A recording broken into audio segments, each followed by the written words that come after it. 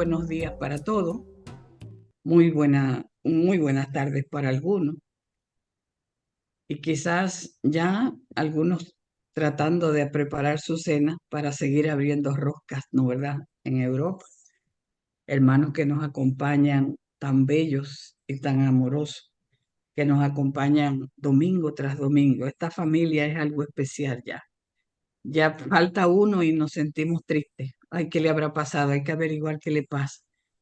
El hermano Fred me llamó y me dice, Magali, excúsame, que yo no voy a poder estar con aquella como si tuviera un lugar en la mesa para sentarse y no quiere que sepan por qué se ausentó, con aquella expresión de responsabilidad con que lo hacen. Así son todos ustedes. Y mi gratitud a todos siempre por estar ahí por la teosofía, por la difusión. Así es que los recibimos en este año 2024. Y antes de presentar al hermano, voy a pedirle al hermano José Álvarez de la ciudad de Miami que dirija la invocación. Vemos si los micrófonos están preparados, Chuy, y Emilce, todo está preparado para que José entre. Así es. Adelante, hermano José. Y después presentamos al hermano Enrique. Sentémonos tranquilos, con los pies en el suelo. Las manos pudieran estar sobre las rodillas o sobre los muslos. Hagamos 2 inspiraciones lentas y profundas para así armonizarnos con el estudio de hoy. Oh vida oculta que vibras en cada átomo. Oh luz oculta que brillas en cada criatura. Oh amor oculto que todo lo abarcas en la unidad. Que cada ser que se sienta uno contigo sepa que por lo tanto es también uno con todos los demás. Paz, paz, paz para todos los seres. Gracias, José, por la aportación que haces en la mañana de hoy. Hoy tenemos a nuestro querido hermano Enrique con una charla muy especial.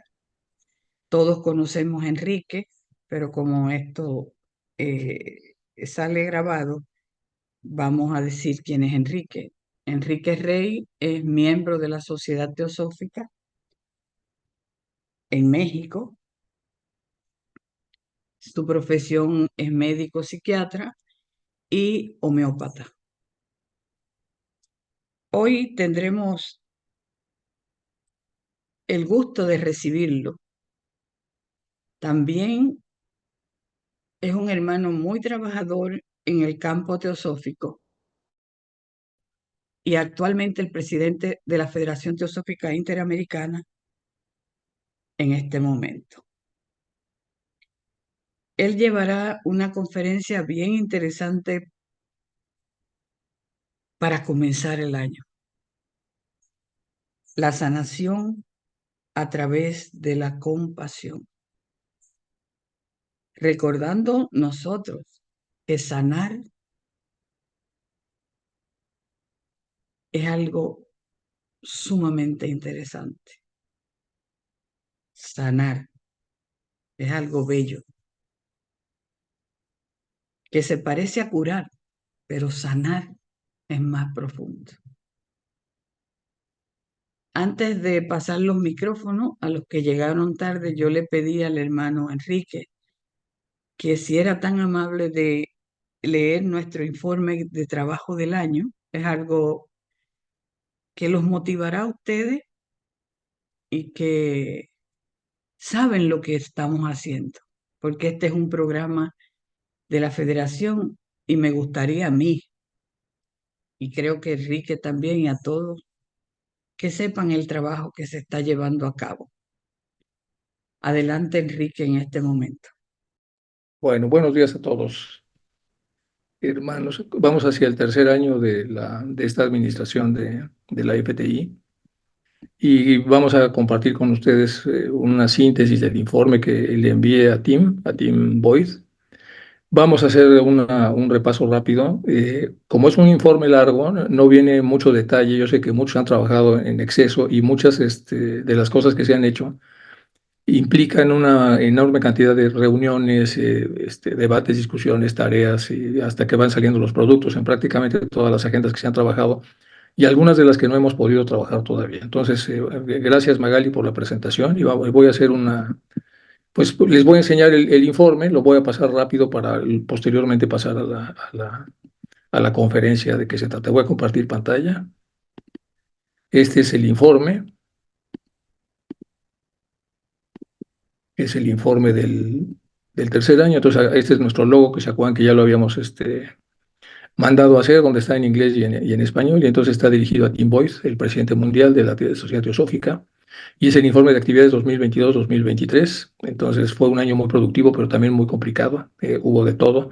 Hubo muchas visitas y hubo algunas cosas como para poder estimular el que la gente pudiera de alguna manera este, vincularse al trabajo teosófico.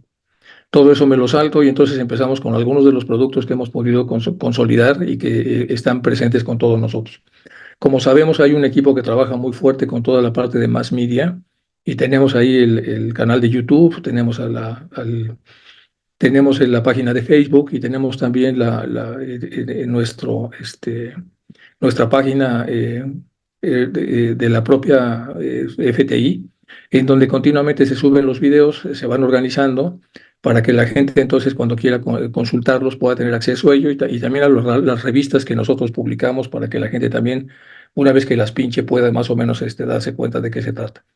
Como no es un informe tan detallado para hacerlo tan amplio, entonces aquí lo que hice fue compactar todo lo que es la más media, pero entendemos que aquí hay muchísimo trabajo realizado por los hermanos que nos ayudan a que se hagan las grabaciones, se pongan las grabaciones, se generen los contenidos, los chats, o sea, todo lo que tiene que ver con más media. Aquí hay mucha gente trabajando, entonces en esta parte de acá simplemente se pone para Tim las ligas para que pueda abrirlas si es que quiere abrirlas o se interesa en hacerlo y vea cómo se han trabajado algunos de los contenidos y cómo va funcionando el que nosotros podamos compartir las cosas que se hacen.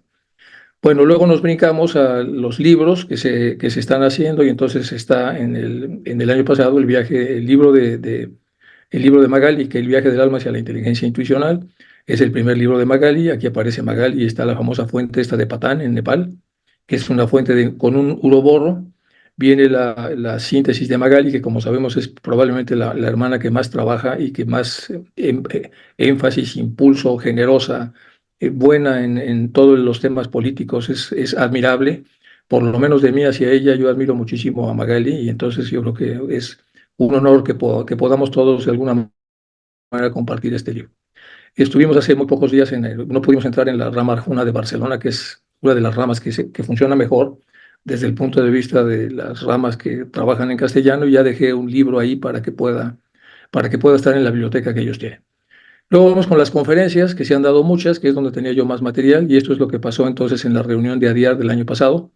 En la reunión del año pasado fueron un grupo de bolivianos, porque hubo un problema ahí del logístico y no habían podido estar en la convención, bueno, y no habían podido estar no habían podido asistir a lo que ellos fueron, que fue a un seminario. Entonces nos dimos a la tarea de dar un seminario hacia ellos, que son aquí están los 8 participantes. Y entonces los 8 participantes, Cecilia, mi esposa, estoy yo aquí, entonces se hizo un taller ahí en el Blavatsky Bungalow, pedimos permiso y entonces aquí hago un reporte de lo que ahí se dio. Hubo otros libros que salieron de teosofía que son importantes. Algunos de los importantes son este de Reunion with the Inner Christ, que salió en inglés y en español. Es un libro que se vende ya en internet.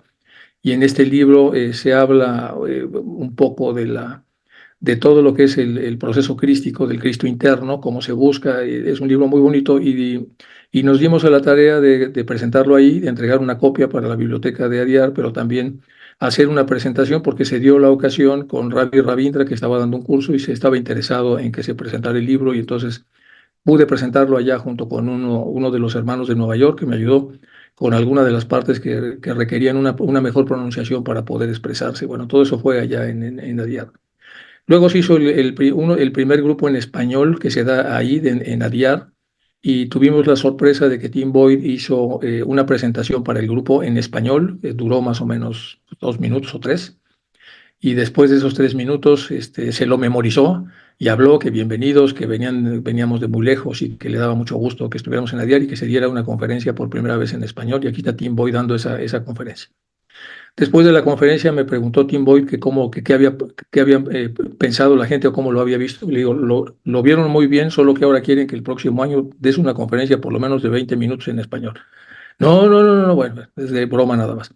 Aquí está el grupo de todos los que estábamos involucrados con ese grupo, muchos de los que están aquí presentes, entonces pueden reconocerse a sí mismos porque están aquí vinculados a lo que fue ese grupo. Luego de ahí hubo un trabajo en Puerto Rico, ahí se presentó otro trabajo, bueno, yo lo presenté yo. Después aquí está la foto final de lo que fue el trabajo que se hizo en la Logia de Puerto Rico, que como saben tiene un edificio precioso. Después me invitó Isis a dar una charla a los rusos y entonces a mí se me ocurrió en la charla encontrar algunas cosas relacionadas con Madame Blavatsky, analizando a Fedor Dostoyevsky, de quien habla muy bien Blavatsky. Y entonces, bueno, di la charla, fue una charla muy larga, de más de 2 horas, y en esa charla causó algún interés en los hermanos soviéticos rusos, y bueno, sucedió también en esas partes. Luego vino el trabajo en el Centro Teosófico de San Rafael. María Rosa, un encanto, su marido también, y muchos de los que estaban ahí, sobre todo Emilce, que hizo un trabajo espectacular también para que esto pudiera lograrse. Esta es la charla pública que se dio en la ciudad no en los headquarters de San Rafael, sino en la ciudad de San Rafael. Hicieron una publicidad enorme, llevaron la televisión, me entrevistaron, bueno, y al final se llenó el salón y pude dar una conferencia ahí, de algunos temas teosóficos relacionados con algunos temas, psicológicos. Y también se hizo el taller, y aquí estamos todos los que estuvieron en el taller, que fueron varios, entre ellos está Pato aquí, el que dio la conferencia el otro día, bueno, y ahí está Emilce, su esposo, etcétera, y algunos otros que seguramente ustedes ya conocen. Después de eso, entonces, visitamos Crotona en Ojai, y esto fue con bueno, fui a dar un taller, el taller está aquí, son las personas que asistieron al taller. Este es, este es un poco de lo que fue el taller que allí se dio, y esta es la gente que estuvo en el taller. Bueno, ahí pueden reconocer algunos filósofos muy, muy admirados con los que normalmente convivimos. Después, ahí mismo en Ojai, visitamos al hermano Gaspar Torres, que estaba todavía vivo, y de ahí salió la idea de hacer este libro que está en proceso, que dice 3 días con el hermano Gaspar, y está pues, lecciones con un hermano muy avanzado que estuvo comprometido con la causa teosófica. El prólogo es de una hermana nuestra que se llama Ángela Murillo y el libro está en proceso. Lo tengo ya un poco avanzado, pero yo creo que me va a faltar un mes o un poco más para que salga la publicación. Después nos fuimos al famoso curso del lago Titicaca, a 3.800 metros de altura. Y entonces aquí es el grupo que fue al lago Titicaca. Hay que hacer un montón de brincos para poder llegar a la Isla del Sol, y este ya es el grupo dentro de la Isla del Sol en donde se hizo, bueno, donde estaba. Esta es una de las meditaciones que se hicieron en la mañana. Aquí se nos coló un participante canoso, puse la foto porque es muy divertida. Aquí está Paulita, que es una chica que vino de Argentina y una de las hermanas bolivianas. Y esta fue la publicidad que se hizo para el curso. Aquí están algunas de las comidas que se hicieron ahí, algunos de los temas que fue en el taller. Y la idea es que pueda en el lago Titicaca hacerse un taller anual, sobre todo para atraer a jóvenes, porque a los jóvenes les interesa mucho esta aventura que representa el estar en el lago, y además se hizo una visita a varias islas, que fue realmente maravillosa la experiencia. Después fuimos a Cochabamba, ahí hubo una conferencia pública, aquí está María Luisa, la presidenta, y luego trabajamos allá el tema de la famosa biblioteca de Dora Crespo, que está en Cochabamba. Para eso visitamos Nueva York en marzo de 2023 para hablar entonces con el librero de Nueva York, porque él tiene una parte de la biblioteca de Boris de Sirkov. Pude hablar con él y quedamos entonces de poner en contacto a él con los de Bolivia para ver si se puede o conjuntar o por lo menos hacer un agregado de estos libros, si es que se pueden más o menos escanear. Ese tema está todavía en stand-by, pero la idea es que pueda dársele un poco de velocidad para que esto ocurra. Esta es la Ciudad Teosófica de Nueva York, y esta es la ruta de Madame Blavatsky, su sobrino, y de cómo pasó todo y cómo fue invitado y cómo conoció a Dora Crespo y cómo se llevó Dora Crespo la biblioteca de Boris de Sirkov una vez que Sirkov murió y se la llevó a un lugar que se llamaba San Benito, cerca de Cochabamba. Luego murió Dora Crespo y esos libros están de momento en custodia ahí en la Sociedad Teosófica de Cochabamba. Bueno, luego tuvimos una charla con todos los que están involucrados con el programa de la biblioteca. Decidimos pagar durante 3 meses a Hugo, que está aquí, para que pueda hacer toda la catalogación de los más de 2.000 libros de Boris, más los libros que vamos a adquirir por donación. Están aquí, bueno, María Luisa y está, bueno, varios de los participantes en esta hicieron una comida para que pudiéramos ver los recursos y los planes de cómo desarrollar este proceso de la librería. Entonces, de momento les dejamos un poco de dinero para que esto pueda funcionar. Los jóvenes, como saben ustedes, la Sociedad Teosófica, bueno, la FTI les paga a ellos el Zoom, lo pagó el año pasado y este año también. Y ellos tienen un programa para teósofos notables. Y bueno, al final la idea era pues, que escogieran bien, pero bueno, al final han escogido, uno de los que fueron escogidos fue Magali, lo cual estoy absoluta y completamente de acuerdo por el trabajo y la dedicación que Magali pone en todas las cosas que hace relacionadas con la teosofía. A mí me pusieron también, no quería, pero al final, bueno, me pusieron ahí en tercero o cuarto lugar y ya me hicieron la entrevista. Luego aquí está la famosa revista, que es una revista muy hermosa que ha estado saliendo, ustedes la han estado viendo. Estas son algunas de las portadas de la revista, que han salido varios, y esta estuvo, pues, en el diseño editorial, estuvo Juliana Cesano. En todo el trabajo de armado y lo que fue, estaba Cecilia de Costa Rica, y, y Cecilia hizo un trabajo espectacular, impresionante, le costó mucho trabajo negociar con todos para que pudiera salir a tiempo.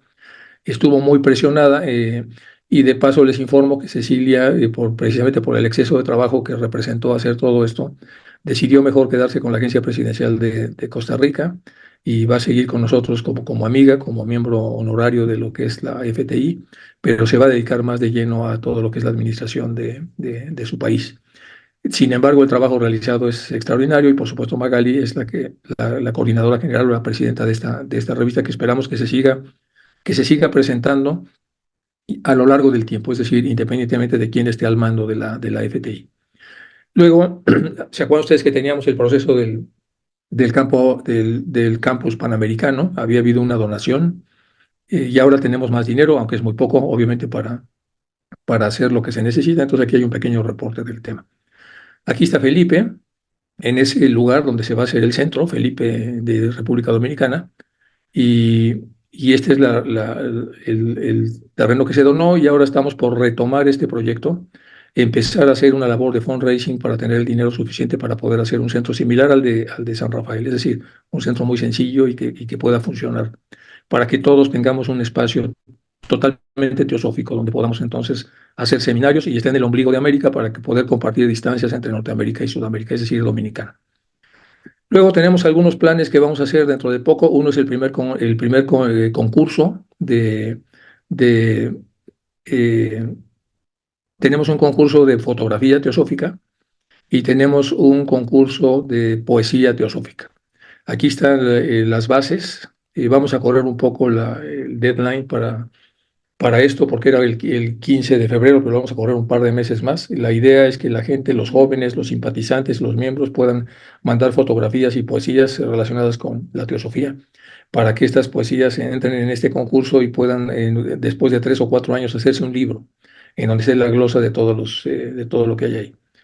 Bueno, entonces hicimos un pequeño Council of Theosophical Culture associated with International Theosophical Society, y esta es la idea de que esto pueda continuar independientemente de cuál sea la dirección que tenga la FTI, para que no se mueran estos proyectos, porque son proyectos que pueden atraer a muchísima gente a la teosofía y necesitamos que sigan vivos a lo largo del tiempo.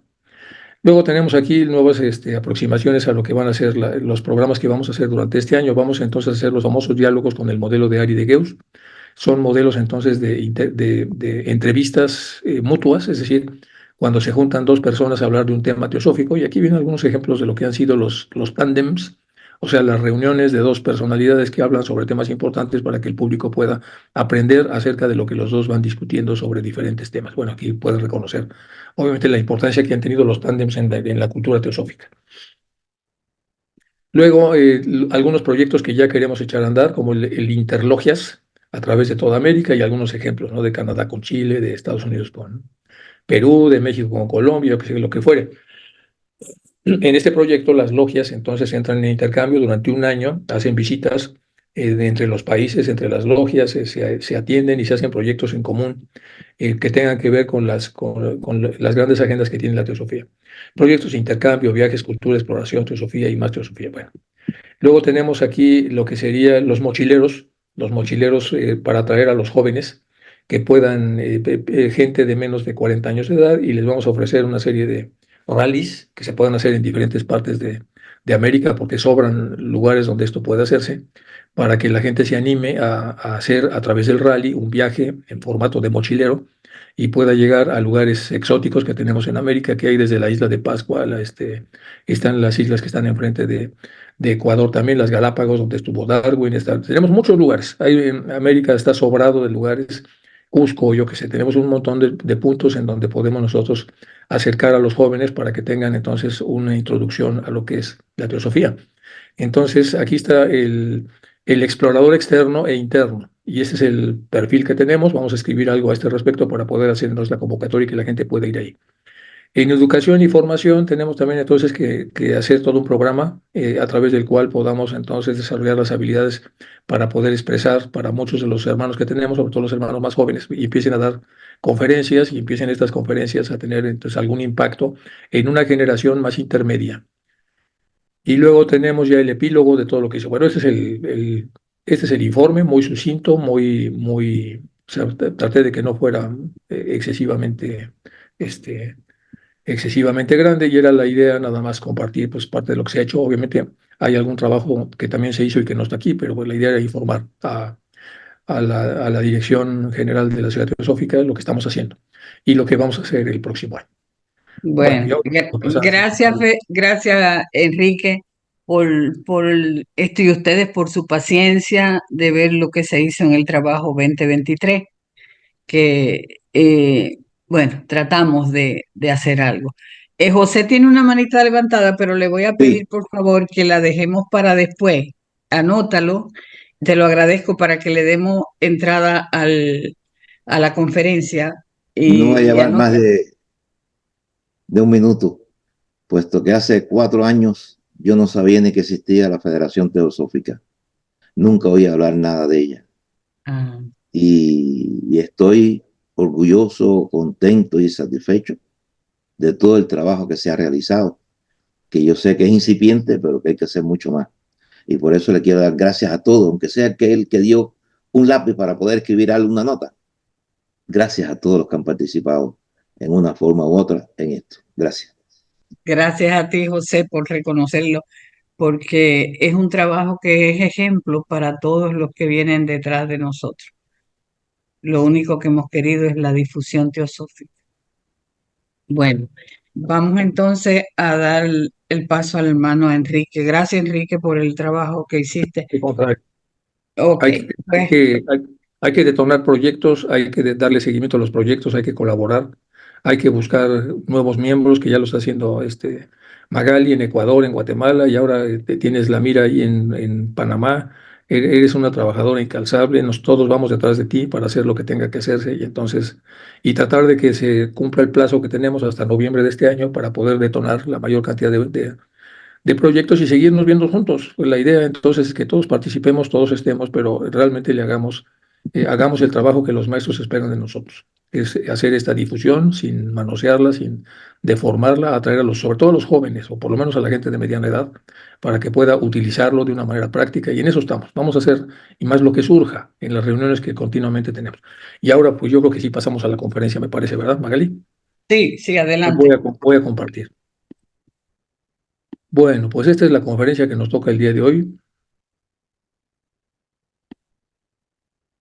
y es sanación a través de la compasión. Eh, es una conferencia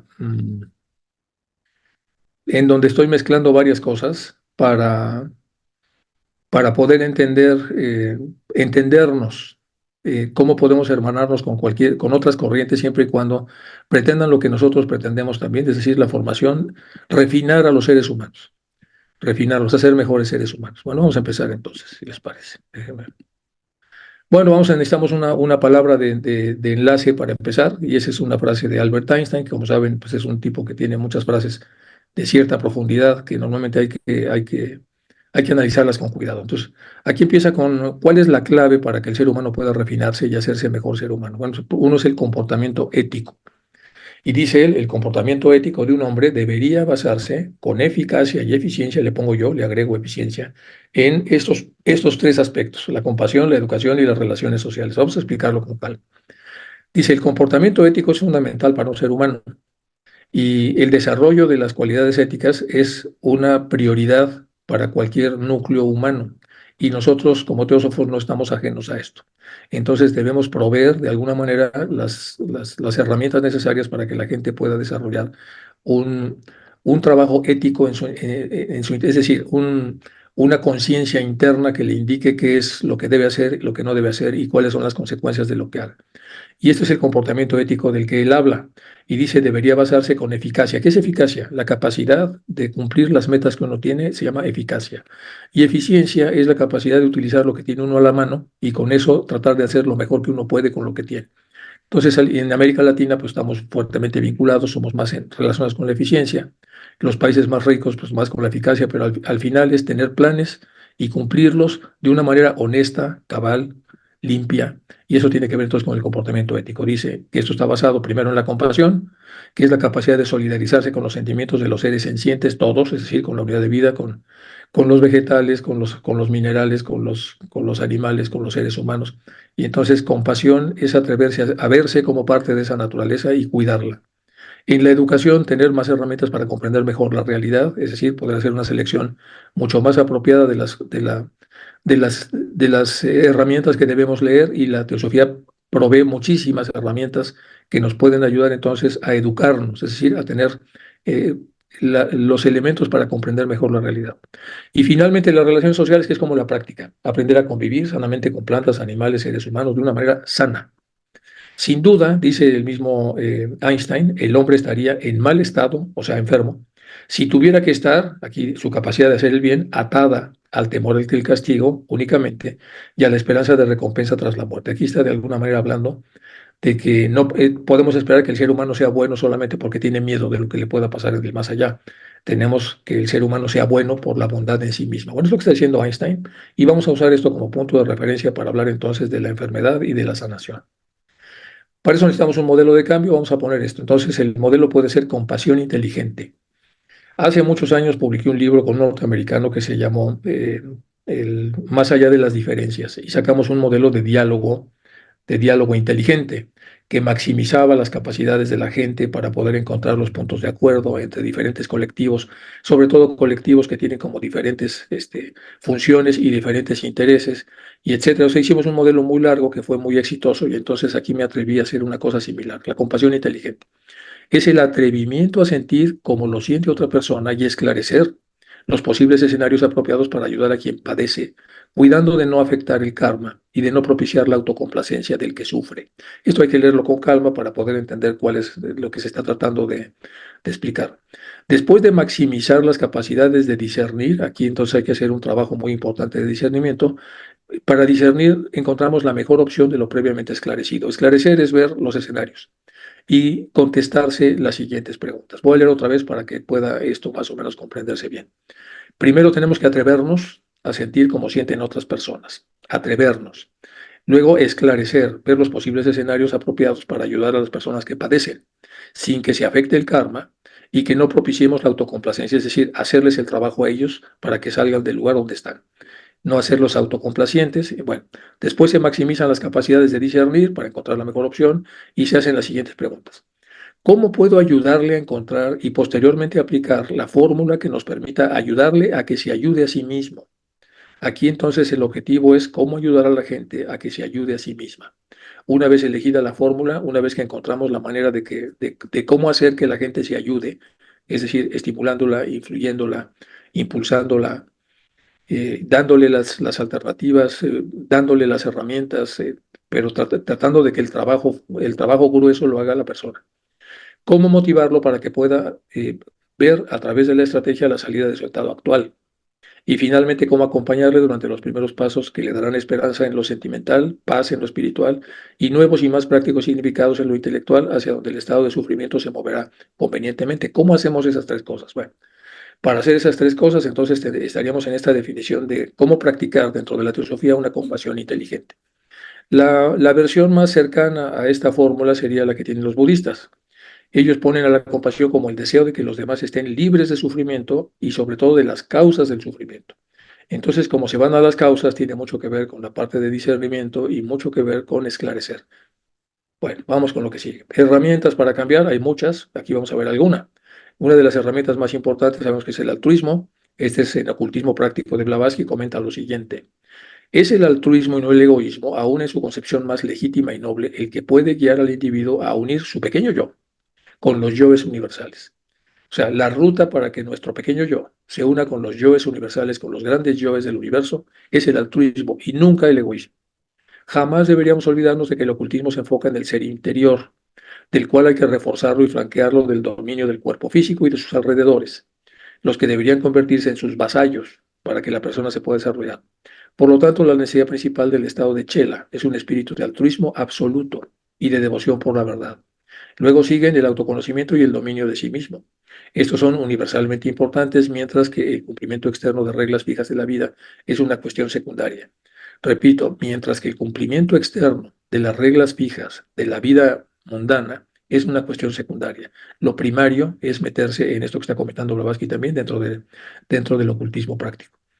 Los líderes y los poderes de la son uno para aquellos que puedan vivir la vida cumpliendo con los terribles sacrificios necesarios para la disciplina, llevando a cabo al pie de la letra.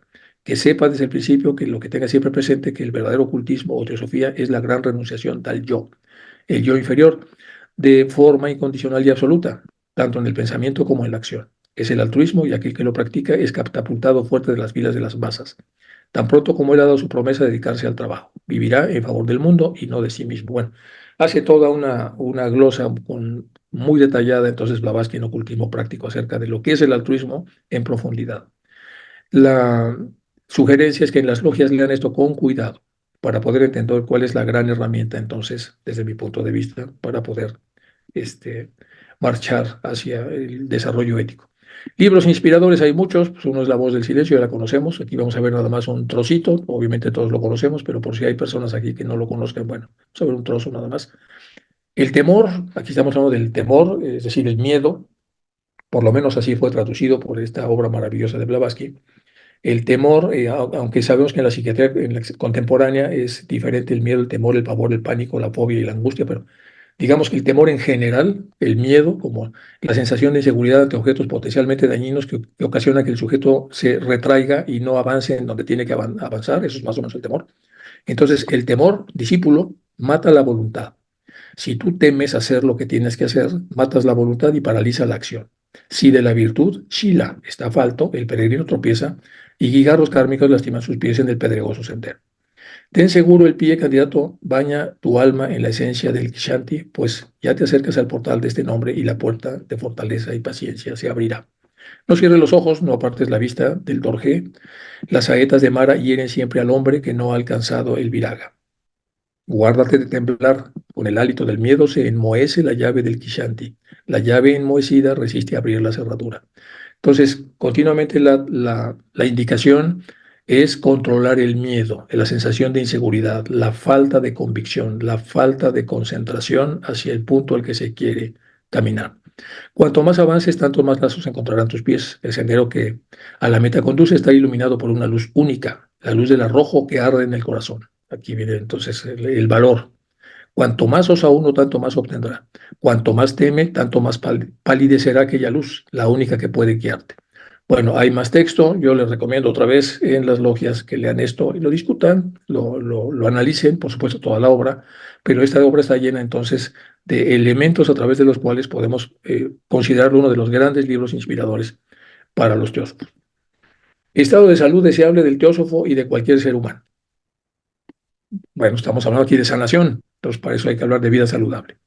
Esto ya lo conocemos, es desde tiempos inmemoriales es lo mismo. ¿Cuál es la vida saludable? Pues una persona que hace ejercicio regularmente, que trata de controlar su peso para que no se salga de los cánones normales, que procure no fumar, ser moderado en el alcohol, que tenga una dieta saludable y equilibrada, vigilar posibles desajustes físicos, psíquicos y sociales, es decir, momentos de angustia que deben arreglarse, momentos de conflictos sociales que deben arreglarse y momentos de excesos físicos que también deben arreglarse. Debe tener salud emocional, salud intelectual y salud espiritual, ser amable con el medio ambiente y con las personas con las que convive y ser fraterno hacia sí mismo y hacia otros. Bueno, eso es una síntesis de lo que sería la vida saludable en el siglo XXI. En el siglo XIX estaban los metros más o menos igual, pero bueno, quizá habría algunas diferencias. ¿Qué hacer cuando no se vive sanamente? Es decir, cuando hacemos un examen de esto y pues no salimos muy bien. Bueno, pues cuando no se vive sanamente, entonces tenemos que bucear en las causas. Y para eso tenemos que ver qué es la salud, completo estado de bienestar físico, psíquico y social, el bienestar subjetivo, pues estamos hablando aquí de bienestar, es la manera en que las cosas internas y exteriores son satisfactorias para un ser humano susceptibles de mejora. Y satisfacción, sentimiento de placer o contento por haber dado cumplimiento a una necesidad o gusto. Aquí hay mucha literatura teosófica, incluso de algunos teósofos de segunda o tercera generación, como John Algio, que habla mucho también de lo que sería todo el sistema digestivo relacionado aquí. ¿Quién es el que está satisfecho? O sea, ¿cuál es la versión general? Y la satisfacción la vemos a través del tracto digestivo, la vemos a través de los sabores de la lengua. Hace una explicación muy interesante relacionada con esto. Bueno, esta es la vida saludable. Vamos ahora con salud y enfermedad. Para empezar con la salud eh, a fondo, tenemos que plantearnos si tenemos un propósito para mi actual vida. Desde el momento del nacimiento, cada ser humano busca sentido a la felicidad y no quiere el sufrimiento. Parte del sentido es no sufrir, pero también parte del sentido es buscar para qué estoy aquí, para qué sirvo, en dónde me voy a ubicar, qué voy a hacer con mi vida. Esto no se ve afectado ni por las condiciones sociales o la educación o por las ideologías. Desde lo más profundo de nuestro ser, simplemente deseamos ser felices y encontrar un camino. La felicidad presupone estar en paz, ser capaces de dormir tranquilos, disfrutar con el bienestar ajeno, ser amable con los demás y con uno mismo, estar presente para los demás, estar presente, colaborar, no juzgar, comprender, tolerar razonablemente a las personas agresivas e intrusivas. En fin, en la sociedad que hemos construido no es tarea fácil, pero tampoco imposible. Y esto entonces es un decálogo de cosas que tiene que hacer una persona para poder acercarse, como dice John Powell, el poeta, a la felicidad. Entonces, el punto más importante de esa felicidad, de la que habla Powell y muchísimos autores, es la capacidad de estar en paz, de dormir tranquilo, de disfrutar con el bienestar ajeno, que esté contento porque estás contento, de ser amable con los demás y con uno mismo, de estar para los demás, de estar presente, colaborar, tratar de no juzgar, comprender, tolerar razonablemente a las personas agresivas e intrusivas, etcétera. Con esto entonces podemos hacer una pequeña evaluación de si parte de mi propósito de vida está de alguna manera aterrizado en esto. La felicidad es un estado emocional caracterizado por sentimientos de alegría, satisfacción y plenitud. Si bien la felicidad tiene muchas definiciones diferentes, a menudo se describe como un estado que involucra emociones positivas y satisfacción en la vida. Esta es una definición de diccionario y esta es una definición mucho más operativa, es decir, que se puede operacionalizar a través de conductas. Es decir, podemos empezar a trabajar el cómo estar en paz, el cómo disfrutar con el bienestar ajeno, el cómo ser amable. Bueno, son diferentes agendas que se pueden trabajar para que la persona entonces encuentre un propósito y un propósito a través del cual la persona pueda encontrarse sana. Luego viene un poco de desarrollo de la felicidad. Para empezar, podemos dividir a cada tipo de felicidad y sufrimiento en dos categorías principales: la felicidad mental, la felicidad física y lo que es el sufrimiento mental y el sufrimiento físico. El sufrimiento físico pues, es el dolor, el sufrimiento mental es la pena. La mente, sin embargo, registra cada hecho, no importa lo pequeño que sea. Por ello debemos dedicar nuestros esfuerzos más serios a obtener una paz mental. Cuanto más nos preocupamos de la felicidad de los demás, mayor es nuestro sentimiento de bienestar. Cultivando un sentimiento cálido, cercano a los demás, automáticamente ponemos nuestra mente en un estado de calma. Es decir, cuando nos fijamos en nosotros mismos, como ya hemos visto con el egoísmo, las cosas son diferentes que cuando nos fijamos en el bienestar de los demás. Automáticamente estamos en calma, porque estamos en modo ayuda. Esto nos ayuda a remover todos aquellos miedos e inseguridades que podemos tener y nos da la fuerza necesaria para enfrentarnos a cualquier obstáculo que surja. Aquí hay todo un tema psiquiátrico, psicoterapéutico complejo. La persona que no es capaz de cuidarse a sí misma, pero sí es capaz de cuidar a los demás, entonces puede encontrar la calma a través del servicio, pero eso no está reñido con la idea de que también puede trabajar interiormente para que la caridad empiece por él mismo y de esa manera se sepa cuidar. Es la fuente última del éxito en la vida, la felicidad. Mientras vivamos en este mundo, estamos destinados a encontrar problemas porque es inevitable, como dicen los budistas. Los efectos. Si en estos momentos perdemos la esperanza, nos desanimamos, disminuiremos nuestra capacidad para enfrentar las adversidades. Entonces, la esperanza no se debe perder y el ánimo tampoco. Si por otro lado recordamos que no somos los únicos, sino que todo el mundo debe experimentar sentimientos, esta perspectiva más realista de la situación aumentará nuestra determinación y capacidad para superar los problemas. Es más, con esta actitud, cada nuevo obstáculo puede ser visto como una oportunidad para mejorar y no necesariamente como un muro que impide que avancemos. Amor por uno mismo, entonces aquí estamos viendo que también hay que trabajar eso, pero con mesura. Aquí está sinergia entre el propietario, que es el cuerpo espiritual, y el cochero, que es el cuerpo mental superior. ¿Quién es el propietario de nosotros? El cuerpo espiritual. ¿Quién es el cochero? Nuestro cuerpo mental superior. Y este es el Maitri, una palabra de origen sánscrito, significa cómo hacerse amigo de uno mismo, despertar el amor incondicional hacia uno mismo y sentir quién se es, cuidando de no caer en el narcisismo. Es mucho más que autoestima, es una forma especial de autoafecto, autovaloración, disposición a cuidar de sí mismo, autoternura, plena aceptación, cuidado de nuestra dignidad. Implica el trato amable hacia quien se es en una actitud cotidiana de benevolencia, aceptarse en la totalidad de lo que somos. Y de esta manera estamos mucho mejor armados para proveer felicidad a terceras personas. El ejercer la no violencia dentro de uno mismo para vivir una cultura de gentileza, bondad y paz hacia nosotros es mirarnos con compasión y amor para construir una vida plena de significado.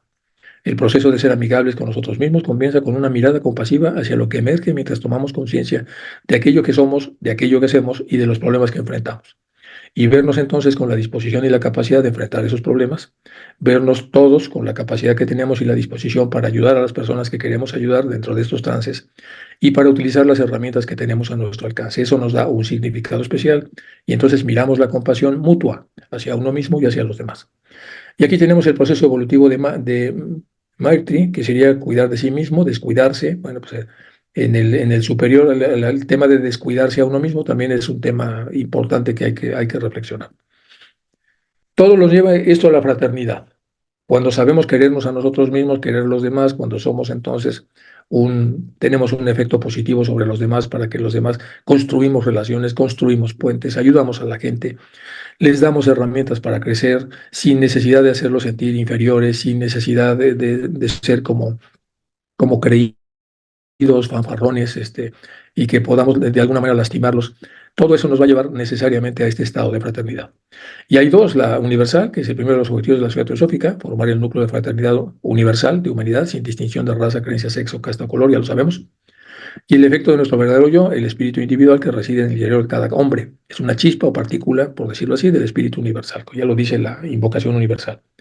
Entonces, siendo ambos idénticos en esencia, y debido a esta unidad de origen y esencia, todos los seres humanos son esencialmente idénticos, a pesar de la gran diversidad que ofrece su condición de acuerdo a la maduración que cada quien tenga. Vamos a hablar un poco más de detalle con esto. Tenemos aquí nuestro reto, ser más tolerantes o más intolerantes. Si somos tolerantes, mostramos atracción y nos vamos a este núcleo. Si somos intolerantes, mostramos repulsión y nos salimos del núcleo. Si somos tolerantes, lo que está funcionando es el ego superior. Si somos intolerantes, está funcionando el ego inferior.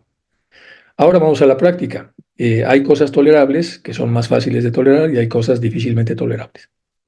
Y cuando nosotros ya estamos en la silla, en donde estamos en lo difícilmente tolerable, ya nada más faltan unos milímetros para caminar hacia lo intolerable, de lo intolerable al conflicto y del conflicto entonces al ego inferior y por supuesto a la ruptura y a la separación.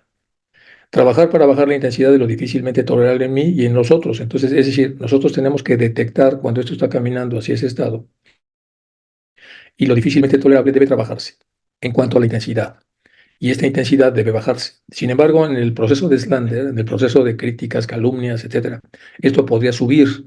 Entonces es necesario que el candidato, en este caso el teósofo, que trata de ayudar a los demás, pueda ayudarse a sí mismo, entonces trabajando este tema de la difícil tolerabilidad. Cuando hay un fracaso en la intención de bajar la intensidad de lo difícilmente tolerable en mí y en otros, pues ya el tema va mal. Y necesitamos entonces ayudarnos entre todos los teósofos para tratar de encontrar cuáles son los puntos positivos que nos pueden hacer reencontrarnos con el sistema de tolerancia. Mientras eso sucede, hay que aplicar una distancia óptima. Todo esto son como consejos psicoterapéuticos basados un poco en los elementos teosóficos de la relación con los demás. Vamos a meterle un poco más de teosofía a esto. Aquí tenemos la tendencia a la conciliación razonable. Siempre es una conciliación razonable. Aquí tenemos la zona del ego inferior, que lo que pretende es la desunión, la separación, la amplitud, la bifurcación. Tenemos entonces el Ahamkara, como se nos enseña, que está más en esta zona, porque está relacionado con quién soy y quién es el otro, de cómo me llamo, cuánto tengo, etcétera. Y aquí tenemos entonces cuando la gente lleva una vida superficial, que son los puntos más cercanos al yo inferior, cuando lleva una vida de mediana profundidad o cuando lleva una vida de gran profundidad, que está cerca del ego superior, cuando se cuestiona las cosas, cuando es capaz de encontrar las razones propias y de los demás para que las cosas funcionen o no, cuando sabe cuándo retirarse o acercarse, cuando sabe cómo pedir disculpas, cuando sabe cómo aproximarse, todo eso está entonces en esta zona de acá. Y podemos transitar con mucha facilidad por estas, que aquí pues las puse yo como esferas, pero en realidad son como diferentes estados o sillas donde cada quien decide sentarse. Y si estamos sentados en las sillas de abajo, pues el conflicto va a asomar, va a ser prácticamente inevitable. Aquí tenemos amor, atracción, odio, repulsión, ecuación primaria a reflexionar, cómo soy yo, qué estoy haciendo, cuáles son los efectos de lo que hago. Y tenemos una capacidad destructiva, claro, todos, eso no lo podemos evitar. Tenemos también una capacidad constructiva, todos la tenemos también. ¿Y a qué debo aplicarme? A formar una atracción. Si hago una atracción con destrucción, pues voy a destruir todo. Voy a destruir una logia, voy a destruir la paz interior de una sección. Pero si yo hago atracción con construcción, voy a sembrar entonces un espíritu fraterno y voy a permitir que las personas puedan caminar en el sentido correcto. Si aplico repulsión hacia la destrucción, voy a evitar problemas y voy entonces a ser tajante y fuerte para tratar de que los problemas no progresen.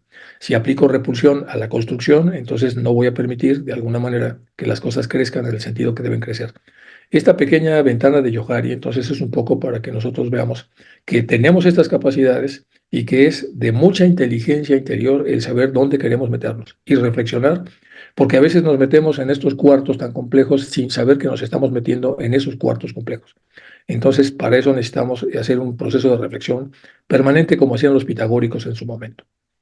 La ocasión primaria, cómo es él o ella, cómo son los otros, más destructores, constructores, más aplicados a la atracción o a la repulsión. Tenemos que ver con quiénes convivimos y cómo funcionan y cuáles son sus debilidades. Y esta es una de las grandes obras que nos habla de una manera sucinta de todo este tema. Entonces aquí de hecho, es el Tao Te Ching, ya sabemos, de Lao Tse. Los sabios perfectos de la antigüedad eran tan sutiles, agudos y profundos que no podían ser conocidos. Y no podían ser conocidos porque eran muy sutiles, muy agudos y profundos. Puesto que no podían ser conocidos, no se puede intentar describirlos. Eran prudentes como quien cruza un arroyo en invierno, cautos como quien teme a sus vecinos por todos los lados, reservados como un huésped, inconstantes como el hielo que se funde, compactos como un tronco de madera, amplios como un valle, confusos como el agua turbia. ¿Quién puede en la quietud pasar lentamente de lo turbio a la claridad? ¿Quién puede en el movimiento pasar lentamente de la calma a la acción? Quien sigue este Tao no desea ser pleno. Bueno, esto hay que meterse con mucho detalle. La suprema bondad que define Lao Tse es muy hermosa y tiene mucho que ver con lo que podemos desarrollar también a través de diferentes talleres. ¿Cómo es la persona que practica la bondad suprema? Primero es que logra encontrar que su lugar es adecuado, siempre está donde debe estar. Su corazón es profundo, no es superficial. Su espíritu es generoso, no es egoísta. Su palabra es veraz, no es mentiroso. Su gobierno es justo, no es injusto. Su trabajo es perfecto, no es mal hecho. Su acción es oportuna, es decir, en el momento que debe actuar, actúa. Y no combatiendo con nadie, nada se le puede reprochar. Bueno, todo esto entonces son algunas ideas del Tao Te Ching que otra vez se les quedan a las logias para que puedan ustedes, a la hora de revisar esta charla, entrar en profundidad y revisar toda esta obra que es muy larga, pero que tiene una enorme enseñanza, como muchas otras de las obras, para que la gente entonces pueda refinarse, que es de lo que trata esta charla. Ahora vamos con la enfermedad. ¿Cómo enfermamos? Ya vimos entonces cosas que nos pueden llevar a la salud o pueden afianzarnos. Ahora, ¿cómo enfermamos? ¿Cómo nos alejamos de lo saludable? ¿Cómo perdemos compasión por nosotros mismos y por otros? ¿Cómo enfrentamos estas consecuencias? Y recordemos lo del budismo. La compasión es el deseo de que los demás estén libres de sufrimiento. Es un sentimiento fraterno y libres de las causas de sufrimiento. Bueno, vamos a revisar nomás un par de cosas del karma, de la ley de causa y efecto. Le estamos tomando del budismo Mahayana y del Lam Rim, del Outlines Extended, que hizo este Balham en Copan, en el monasterio de Copan de Nepal. La traductora Cecilia Cervantes dice, y empieza, nada existe como parece, todo depende de nuestro karma. Este es de Padmasambhava. Las acciones del cuerpo, del habla y de la mente creadas con actitud de codicia, odio e ignorancia conducen al sufrimiento. Todo lo que hagamos con el cuerpo, con el habla y con la mente, y que estemos sentados en la actitud de codicia, odio e ignorancia, conducirán al sufrimiento. De todas las acciones creadas con las actitudes opuestas como el amor, la compasión y la sabiduría, solo viene la felicidad. Cuando más convencido se vuelve de la ley interior de causa y efecto, más energía se obtiene para cambiar y mejorarse a sí mismo y a la propia vida. Esta es la Mayese, también de ahí del monasterio de Copán.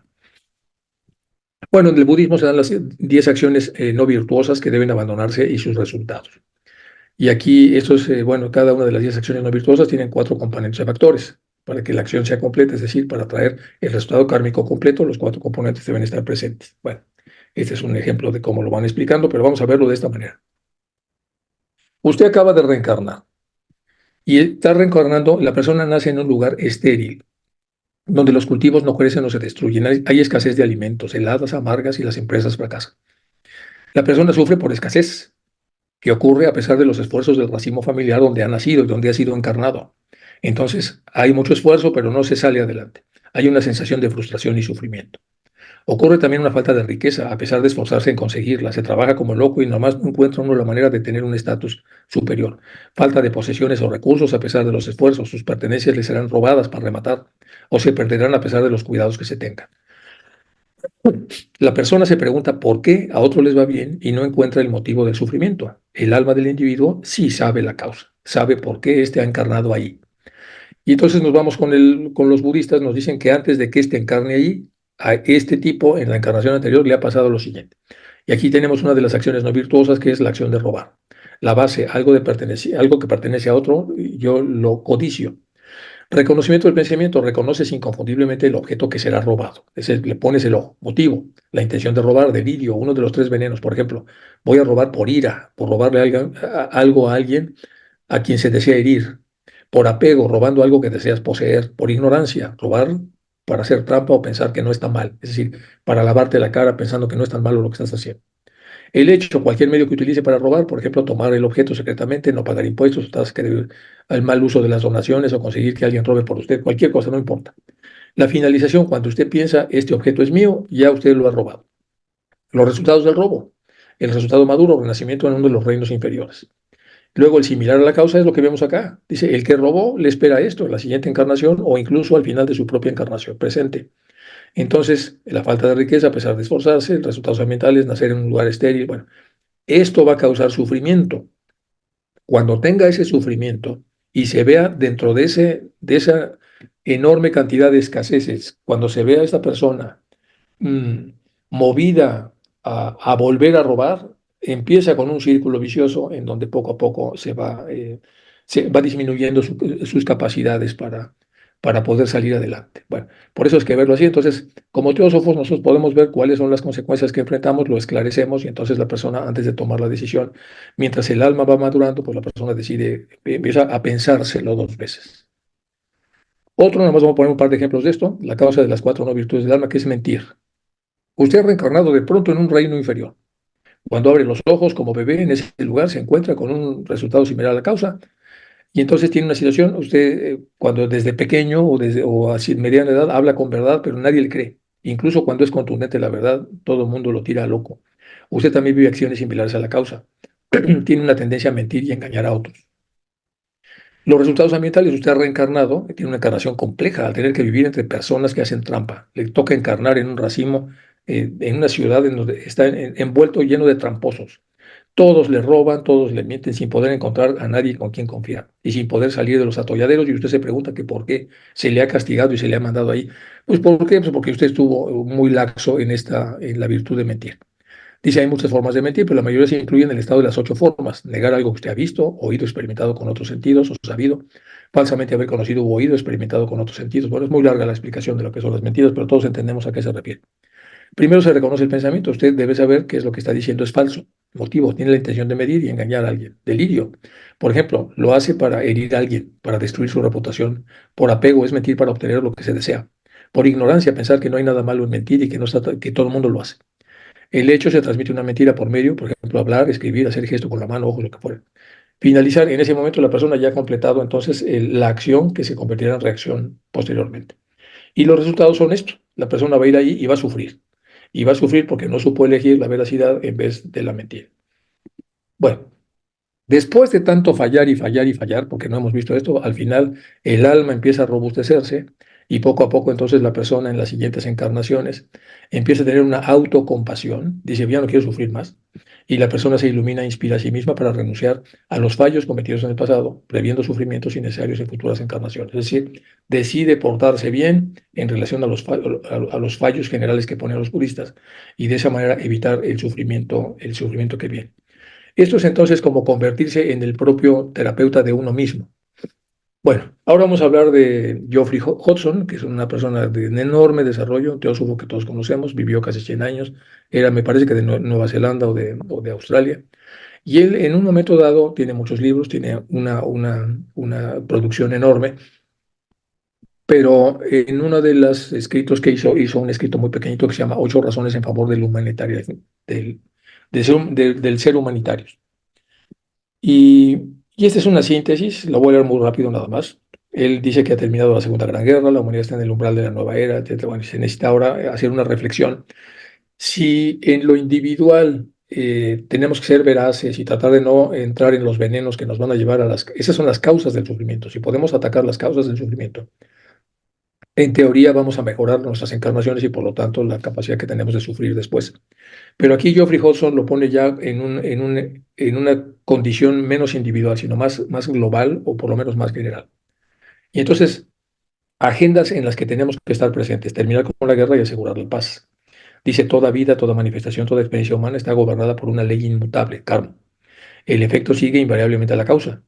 La reacción adecuada sigue siempre a toda acción adecuada. Todos los grandes instructores de las razas de todas han afirmado la existencia y actuación de esta ley, del karma.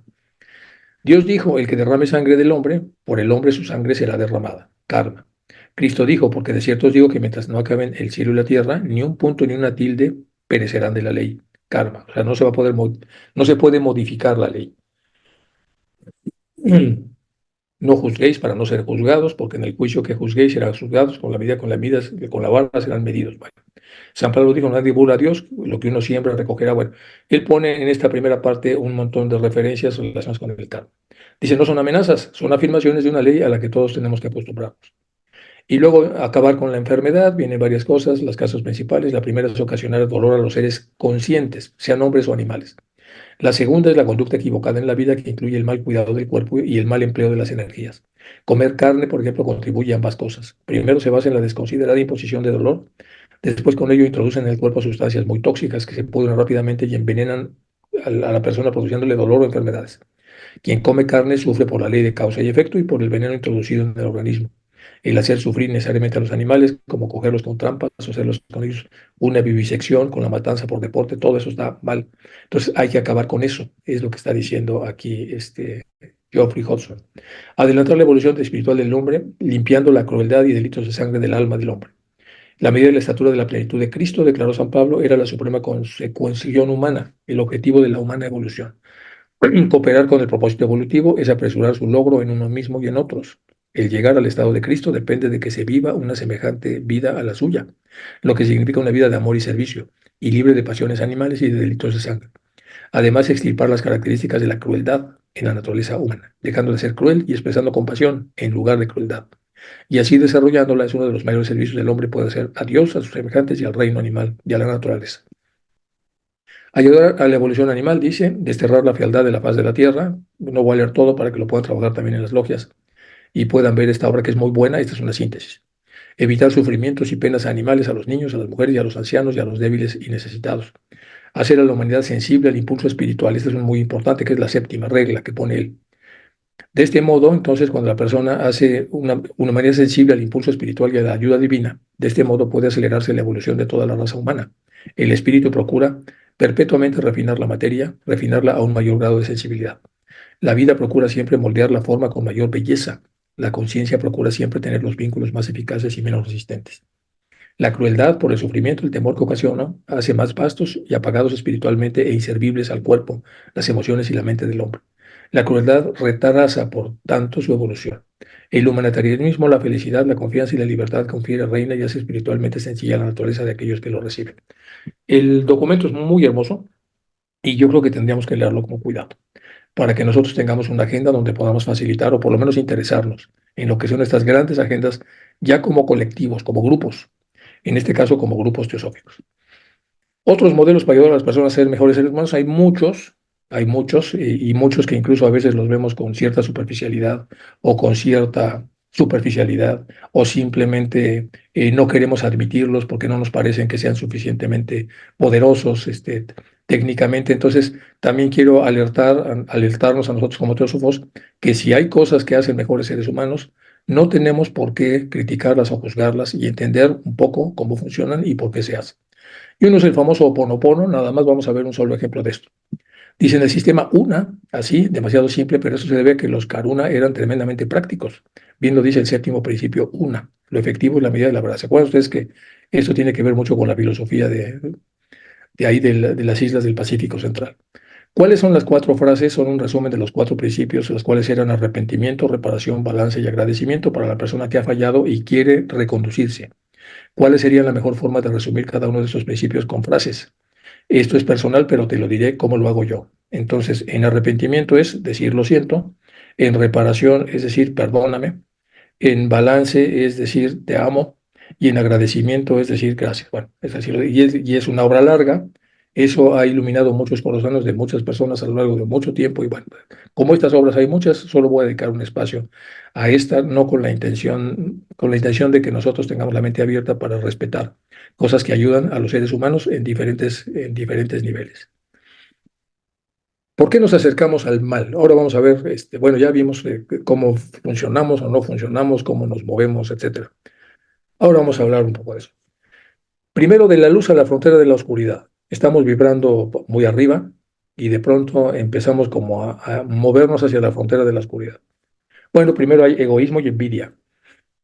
Pensamos más en nosotros mismos y en lo que no tenemos y deberíamos tener, y en la envidia empezamos a envidiar las cosas que tienen otros seres humanos. Segundo, la estrategia basada en la aparente invisibilidad.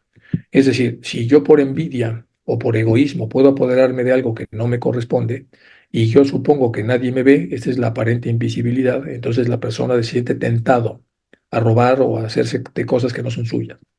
C, el deseo motivado por el anonimato y el ego inferior. Es decir, el ego inferior se fortalece y busca la estrategia para que la persona entonces pase de la luz a la frontera de la oscuridad y ya ponga un pie en la oscuridad. Luego, de la neutralidad a la patología menor. Los primeros pasos hacia la oscuridad, ya tengo un pie ahí. Entonces aquí aparecen la disonancia cognitiva y la autocomplacencia. Son muchos modelos, no vamos a verlos todos, pero la disonancia cognitiva nos explica mucho cómo la persona se corrompe. La disonancia cognitiva, para explicarla de manera muy sucinta, es cuando una persona tiene un dilema entre mentir y no mentir o robar y no robar, y tiene una postura ética en relación a no mentir, y la persona de pronto por diferentes presiones que vimos en la parte A, se ve obligado a mentir o se ve impulsado a hacerlo. Cuando la persona que no cree en la mentira miente, presenta una disonancia. Y luego hay un problema porque como la persona ya mintió, no puede cambiar el acto es que ya mintió. Lo que puede cambiar es la actitud en relación al acto, es decir, cuando empiezan a pasar semanas después de que la persona ha cometido la mentira, como el acto no puede cambiarse, pero la cognición respecto a lo moral del acto sí, poco a poco se va ajustando lo moral del acto a la mentira y la persona se va haciendo más tolerante, y entonces cuando lo vemos tiempo después y le preguntamos que qué opina de mentir, la persona dice, bueno, pues depende, pues hay mentiras de todo tipo, todo el mundo miente, yo creo que no es tan mal. Y eso es porque ya ha habido una depauperización en la tesitura moral de la persona, es decir, en su capacidad ética. Y luego, de la patología menor a la patología mayor. Aquí tenemos a los malos medianos, pero aquí están ya los malos grandotes. Y son los que practican magia, ataques psíquicos, brujería y algunas otras cosas. Entonces, vean, pasamos de la luz a la frontera de la oscuridad. Al rato nos estamos en los pasos intermedios. Y si nos descuidamos, al rato ya estamos hasta el fondo. Estamos pero hasta abajo. Es decir, ya estamos metidos en este ciclo. Bueno, vamos a hablar un poco de estos temas con un poco más de detalle. El mal es el resultado de diversos factores, pero el primero de todos, nos dice la teosofía, ignorancia humana, por ignorancia. La desobediencia de las causas naturales, el interés propio, egoísmo, el odio, la cólera y el miedo. La ira es como el fuego, no se puede apagar sino al primer chispazo. Después es tarde, dice Giovanni Papini. Especialmente el miedo, los celos y el separatismo. La lista es muy larga de lo que lleva a que la persona ponga un pie en el mal. El mal comienza como una pequeña bola de nieve, a medida que rueda se hace cada vez más y más y más grande. Bueno, La paz no puede lograrse a través de la violencia, solo puede lograrse mediante la comprensión. Eso es de Ralph Waldo Emerson, de los dos grandes filósofos de Estados Unidos, norteamericanos del siglo XIX. Bueno, y esto es cuando la persona ya va en proceso de destrucción. Este es su mente, todo está pues fatal. En la segunda de Timoteo, también debes saber esto. Segunda de Timoteo, el 3, dice, que los postreros días vendrán tiempos peligrosos, porque habrá hombres amadores de sí mismos, avaros, vanagloriosos, soberbios, blasfemos, desobedientes a los padres, ingratos, impíos, sin afecto natural, implacables, calumniadores, intemperantes, crueles, aborrecedores de lo bueno, traidores, impetuosos, infatuados, amadores de los deleites más que de Dios, que tendrán apariencia de piedad, es decir, serán como magos, pero negarán la eficiencia de ella. A estos evítalos, porque de estos son los que se meten en las casas y llevan cautivas a las mujercillas cargadas de pecados, arrastradas por diversas concupiscencias. Estas siempre están aprendiendo y nunca pueden llegar al conocimiento de la verdad. Y de la manera en la que Yanes y Yambres resistieron a Moisés, así también estos resisten a la verdad. Hombres corruptos de entendimiento, réprobos en cuanto a la fe. Mas no irán más adelante, porque en su insensatez será manifiesta a todos, como también lo fue en la de aquellos. Bueno, esta es la segunda de Timoteo para que veamos cómo en todas las épocas ha habido entonces diferentes conglomerados, a veces más grandes o más cortos, de personas que son así y que generan una cantidad enorme de trastornos y problemas. Bueno, el reto para los seres humanos, y los teósofos estamos ahí dentro de este radar, es poder darnos cuenta de si estamos sirviendo inconscientemente al mal o incluso, para rematar, nos estamos convirtiendo en su agente. Es decir, ya estamos tan confundidos que no nada más estamos sirviendo inconscientemente, sino que ya somos su agente. La opción buena es la compasión fundada en el amor. La compasión es un sentimiento, sentirlo es importante, comunicarlo es más importante. El amor es como el fuego, si no se comunica se apaga, dice Giovanni Papini en su libro negro. Y aquí tenemos entonces la unidad, que esto es la unidad de vida, que va a todos, a los árboles, a los animales, como dice la invocación universal de Anivesa. Entonces, que cada ser que se sienta uno contigo, con esta unidad, se sienta uno con todos los demás, porque todos los demás tienen el mismo rayo que yo, en diferentes formas de evolución, pero en ese sentido somos iguales. Y aquí tenemos entonces como los diferentes niveles en los que estamos vibrando, de mayor luz o de mayor oscuridad, y esto entonces es como para empezar a tener una idea de lo primero que necesitamos es ver cómo está la vibración en la que nosotros estamos y cómo está la vibración de aquello que enfrentamos.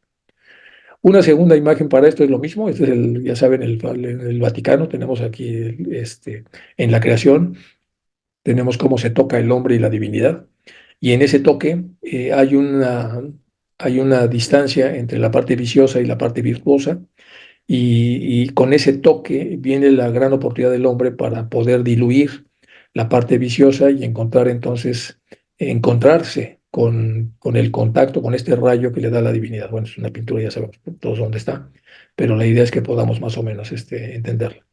Ahora vamos a ver las fuerzas del bien luchando contra el mal. Aquí estamos hablando de los malos más profundos, de la maldad más profunda que también los teósofos tenemos que enfrentar. Y vamos a hablar para eso un libro que nos recomendó una persona que apreciamos muchísimo y que se llama Obsesiones y Posesiones de Torkom Saradian. Y aquí lo primero es hacer una especie de comparación entre lo que dice la psiquiatría, por ejemplo, de las obsesiones. No lo voy a ver con detalle porque es algo que se puede bajar de internet y puede leerse, pero aquí tenemos la obsesión desde el punto de vista de Torkom Saradian. Pues vamos a leerlo de este lado y ya en las logias, quien quiera verlo con más detalle, pues podrá leer de este lado para empezar a hacer una especie de comparación entre cómo lo ve la psiquiatría científica y cómo lo ve una persona que entra en la profundidad de lo que es una obsesión.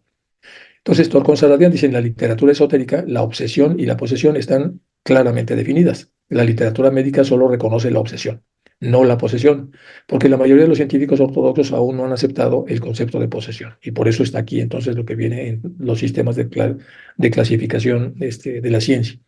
¿Qué es la obsesión y cómo se produce? La obsesión es un fenómeno en el que el cuerpo físico, emocional y mental está controlado por fuerzas externas o internas que no son de usted, no son usted mismo. Ahora, ¿cómo se define esto en psiquiatría? Una obsesión es un pensamiento que aparece independientemente de la voluntad, que se aferra a la conciencia del sujeto, a la mente del sujeto, y que normalmente lo posee en el sentido de que no puede luchar contra él. Con una obsesión no se puede luchar más que a través de la conducta concomitante de la propia obsesión, que es la compulsión. Entonces, la obsesión es un fenómeno en el que el cuerpo físico, emocional y mental está controlado por fuerzas externas o internas que no son de usted. Cuando estás obsesionado, haces cosas que se supone que no debes hacer y no ni te enteras por qué. Por ejemplo, estar obsesionado es como abandonar el coche a un lado de la carretera y que alguien se suba en él y se lo lleve. Es como muy estúpido. Este alguien tiene objetivos y direcciones diferentes de las tuyas, el que se metió. Controla tu coche, se mete a tu coche. Cada vez que un ser humano pierde el control sobre su mente, sus emociones y su cuerpo, está obsesionado. Es decir, ha cedido el volante de su coche, de su cuerpo, a una tercera, a una entidad. Torzón Saradian dice, por ejemplo, si le dice a su cuerpo que haga ciertas cosas y el cuerpo no obedece, puede haber muchas razones médicas para ello, pero desde el punto de vista esotérico, sus centros nerviosos están controlados por una entidad obsesionante o por un pensamiento o acontecimiento o imagen obsesionantes. El éxito, la belleza, la prosperidad, la creatividad de un ser humano dependen de su capacidad de tener pleno poder sobre su mecanismo. Cuando pierdes el poder sobre tus mecanismos, estás en peligro porque alguien o algo te está controlando. En el nivel físico etérico, los hábitos son fuerzas obsesionantes. Obsesionan al cuerpo y hacen que su cuerpo funcione de acuerdo con lo que los hábitos quieren. Es decir, los hábitos se forman casi como entidades. Digamos que tienes el hábito de beber y ya no puedes controlarlo porque el hábito se convierte casi en una entidad. En el momento en el que ves una botella de whisky, no tienes poder ya sobre ti mismo. El que tiene poder es la entidad que tú has generado como hábito. El whisky te controla y estás obsesionado por él y terminas tomando y quedando borracho. Y aquí viene un poco la diferencia. Posesión es el apoderamiento del ánimo de una persona por un espíritu generalmente malo que, obrando sobre ella como un agente interno, influye sobre la misma de un modo insistente y a veces irresistible. La obsesión se da este nombre al apoderamiento del ánimo de una persona por un espíritu generalmente malo que obra e influye sobre ella de un modo pertinaz y a veces irresistible, como un agente externo, esto es, sin entrar en su cuerpo, opuestamente a la posesión, en que dicho espíritu obra sobre la persona como un agente interno y unido a ella. Bueno, aquí estamos entrando en algunos temas que pueden causar polémica dentro de la propia teosofía. Sin embargo, como estamos hablando del mal, hay que hablar lo que la literatura del mal dice. Y por lo tanto, entonces hay que verlo con cierta perspicacia, pero de alguna manera yo creo que es lícito que podamos nosotros bucear un poco en esto. Una persona espiritualmente avanzada actúa inteligentemente normalmente. No puedes predecir las acciones de esa persona porque está libre de acciones por asociación. No está controlada por el glamour de la ilusión porque teóricamente es una persona espiritualmente avanzada. La asociación es mecánica. Una vez que tienes la llave, sabes lo que una persona normal hará a continuación porque está controlando mecánicamente por la asociación de glamour y la ilusión de su naturaleza. Alguien dijo alguna vez, tan pronto como empecemos a disfrutar lo que estamos haciendo y tengamos ganas de hacerlo, debemos dejar de hacerlo, aunque sea meditar o rezar, porque en ese momento hemos perdido el control. Y aquí se habla de feromonas y de un montón de cosas que tienen que ver con las funciones fisicoquímicas del cuerpo, pero más allá de eso estamos viendo aquí la parte funcional. No debes ser esclavo de tus hijos. Estos hijos son tus pensamientos, hábitos y espejismos e ilusiones. Una vez que te esclavizas, estás perdido. Pero a veces disfrutamos siendo esclavos para poder hacer nadar en aguas cegadoras, paralizantes y poco profundas de la autocompasión. Es decir, nos encanta, ya que tenemos los hábitos, hacerlo porque ya prácticamente no tenemos ningún contraflujo, es decir, no tenemos ninguna causa que cuestione lo que estamos haciendo, sobre todo cuando las cosas que estamos haciendo son malas. Debido a sus obsesiones, la humanidad se dispone a aniquilarse a sí misma y al planeta. Podemos preguntarnos dónde está la sabiduría de la religión, de la filosofía y de la ciencia. ¿Qué nos han enseñado? La realidad, en realidad, todo lo que enseñan, bueno o malo, se traduce siempre a través de nuestros hábitos, espejismos e ilusiones. Son estas traducciones las que nos afectan como la realidad. Podemos decir, vive la luz, pero esta sabiduría puede malinterpretarse y utilizarse para distinguir un lugar en lugar de servir a los demás. Se dice que el mundo entero está envuelto en Maya, ya lo sabemos. Maya, en ese sentido, significa todo lo que está en un estado de cambio constante. Maya se traduce a veces como ilusión, pero esta no es la definición de ilusión a la que nos referimos. Nos referimos a la ilusión psicológica que está cristalizada en nuestra esfera mental. Esta cristalización controla el mecanismo mental por asociación o por influencia directa. Un gran maestro nos aconseja que la mejor manera de manejar tales problemas es estar alerta a los síntomas de la primera señal. Cuando veas que estás siendo controlado por una fuerza externa, deja de hacer lo que estás haciendo. También existen entidades poseedoras llamadas espíritus terrestres que están a punto de encarnar o en el reino humano porque aún no lo son. Estas entidades crean impulsos y pulsiones animales o trascendentales a las personas. Hacen que las personas hagan afirmaciones como yo soy de Venus, yo soy de Cristo, lo que fuera. Es decir, ilusiones y alucinaciones, delirios, etc. Los elementos aire, agua, tierra, fuego tienen espíritus. Hay personas poseídas por esos espíritus. Las diferencias son interesantes. Si un espíritu de agua te posee, intenta crear en ti diversos impulsos y encaprichas de agua y todo lo relacionado con ella. Los que son poseídos por espíritus de agua viven dentro o sobre, cerca del agua y morirán en el agua. Si te posee un espíritu de fuego, te hace jugar con el fuego de diferentes formas, etcétera, etcétera. Bueno, estamos hablando de Torcón Saradián con mucho tacto. Obsesión y posesión de Torcom Saradián, y aquí aparecen entonces los siguientes signos con los que podemos reconocer que una persona está empezando a ser obsesionada o poseída. Primero, tiene cambios frecuentes de opinión, ya no se ajusta, cambios de dirección y decisiones sin ninguna razón sólida, contradicción con sus propios pensamientos, declaraciones, acciones y comportamientos, cambios frecuentes de planes, desarrollo de vanidad excesiva, un estado de confusión, como que no carbura bien, se irrita con facilidad, cambios de humor, se hace como más bipolar. La expresión de chismes, calumnias y malicia empieza a ser como su nota esencial. El odio es irrefrenable cuando habla de cosas que le han hecho. Hablan en exceso, mienten y engañan y se cuelgan normalmente de diferentes afirmaciones para poder justificar lo que hacen. Bueno, cuando una persona está así, dice Torcón Saradián, este ya está entrando en ese tema. Bueno, la obsesión más común que la posesión, las entidades poseedoras son muy inteligentes, les interesa contactar y utilizar personas que ocupan posiciones de poder e influencia. Estas entidades saben exactamente lo que están haciendo, utilizan los equipos y métodos más sofisticados para lograr sus oscuros objetivos y propósitos. Las entidades buscan personas físicas, emocionales y mentales espiritualmente avanzadas a las que poseer. Incluso podemos decir que poseen personas más avanzadas que a las personas normales. Recuerde también que las entidades también poseen grupos o naciones enteras. Cuando una persona miente, está obsesionado o poseída, dependiendo del grado de la mentira. Si mientes 5 veces al día, está obsesionado. Si mientes 50 veces al día, te engañas a ti mismo en gran medida y no distingues lo real de lo irreal. Estás poseído. A veces incluso te crees tus propias mentiras y ya no puedes distinguir entre la verdad y la ficción. En este estado corres un gran peligro de ser poseído, si es que no lo estás ya. Bueno, las religiones de sabiduría eterna siempre han estado en contra de estos males. Recuerda que la obsesión siempre allana el camino de los que quieren poseerte, etcétera. Lo que quiero que vean es que hay toda una literatura relacionada con este tema. Y ya nada más para terminar este tema y no hacerlo tan largo, podemos hablar de que en los primeros pasos hay ataques psíquicos, en donde una persona, ya lo vi en la clase que doy de las cartas, en una persona se mentaliza en relación a otra persona para sembrar en ella una serie de pensamientos que van a alterar las funciones cognitivas de esa persona para que pueda esclavizarse a la persona que pretende controlarlo. Y, ahí en las cartas se describen un montón de detalles que se hacen a este respecto, que también podemos revisarlas nosotros y que están asociadas a brujería, a magia negra, etcétera, etcétera. Todo esto entonces es como para que hablemos de que la sanación, cuando hemos entrado ya en un fango demasiado profundo, es bastante complejo. Y también tenemos el hecho de que en el desarrollo teosófico, como se van activando potencialidades de los seres humanos, muchos de los teósofos aprenden a entrar en los portales de los demás principios que tenemos los seres humanos, por ejemplo, en el astral. Y hay que recordar que ahí más que nunca necesitamos un sistema ético. Al astral entramos para aprender y para ayudar. Pero si el egoísmo no está controlado, vamos a hacer ahí barbaridades.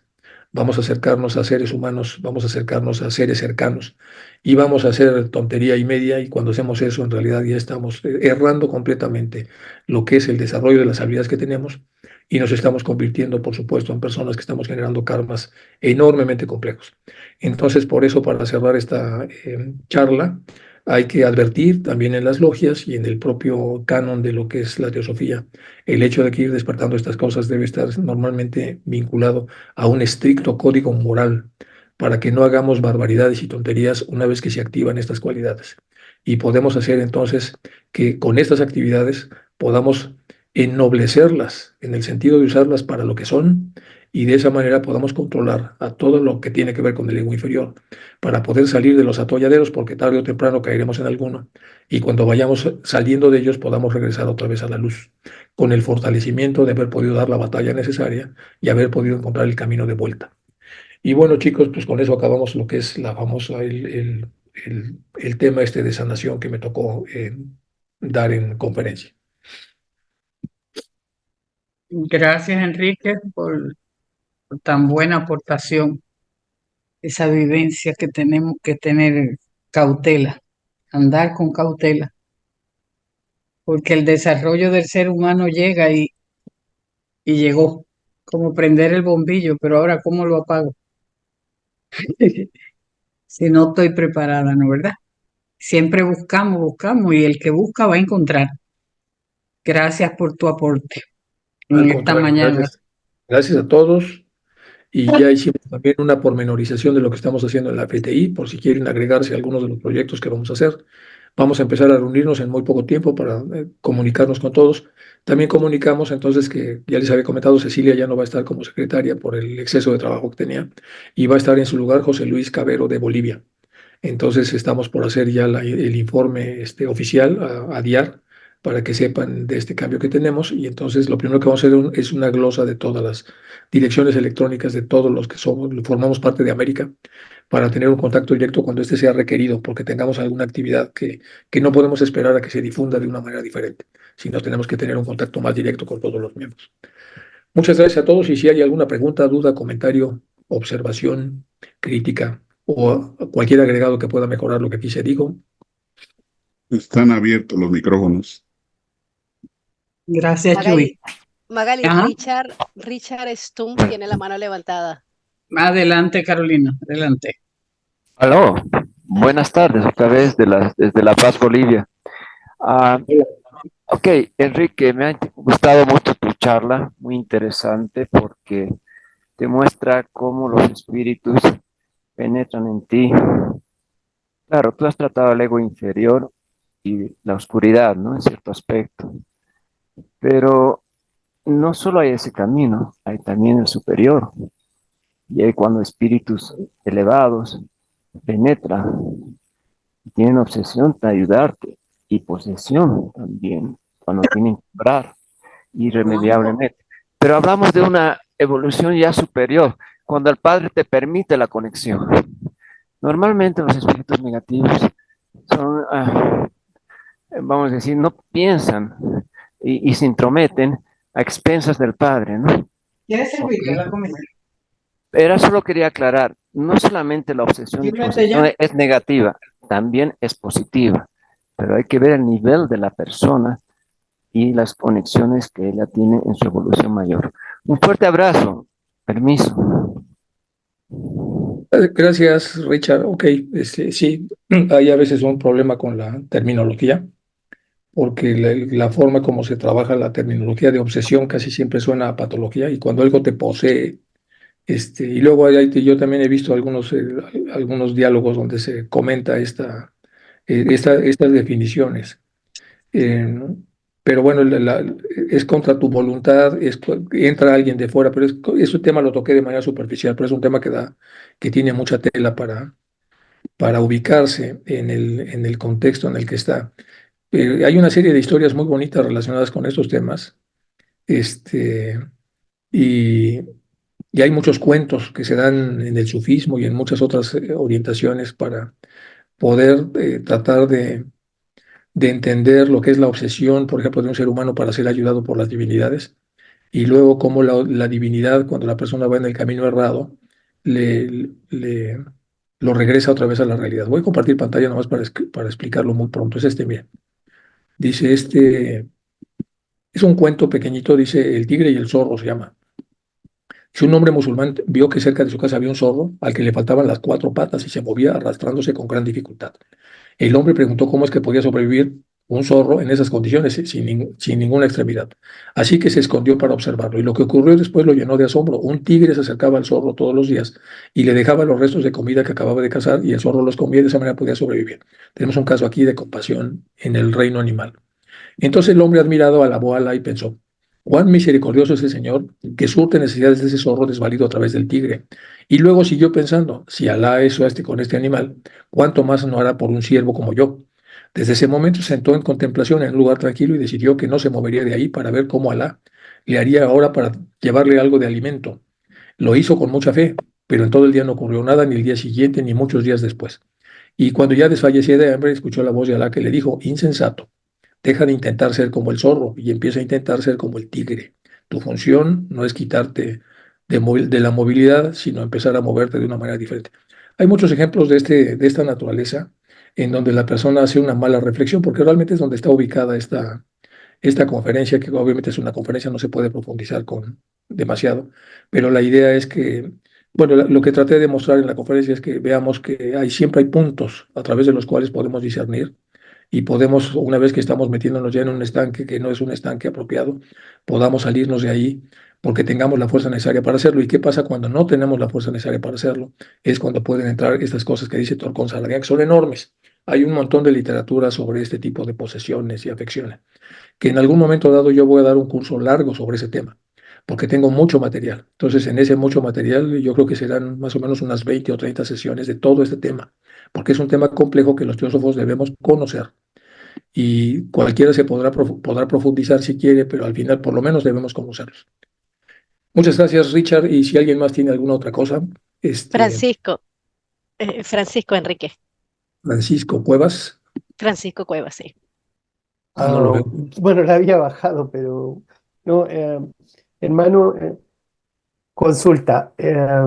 Entonces, en tus palabras, ¿por qué consideras que la compasión, bueno, sé que existe una exposición muy amplia sobre el tema, pero en tus palabras, ¿por qué considerarías que la compasión precisamente nos puede ayudar a sanarnos interiormente en todos estos niveles que has tocado, mental, físico, emocional?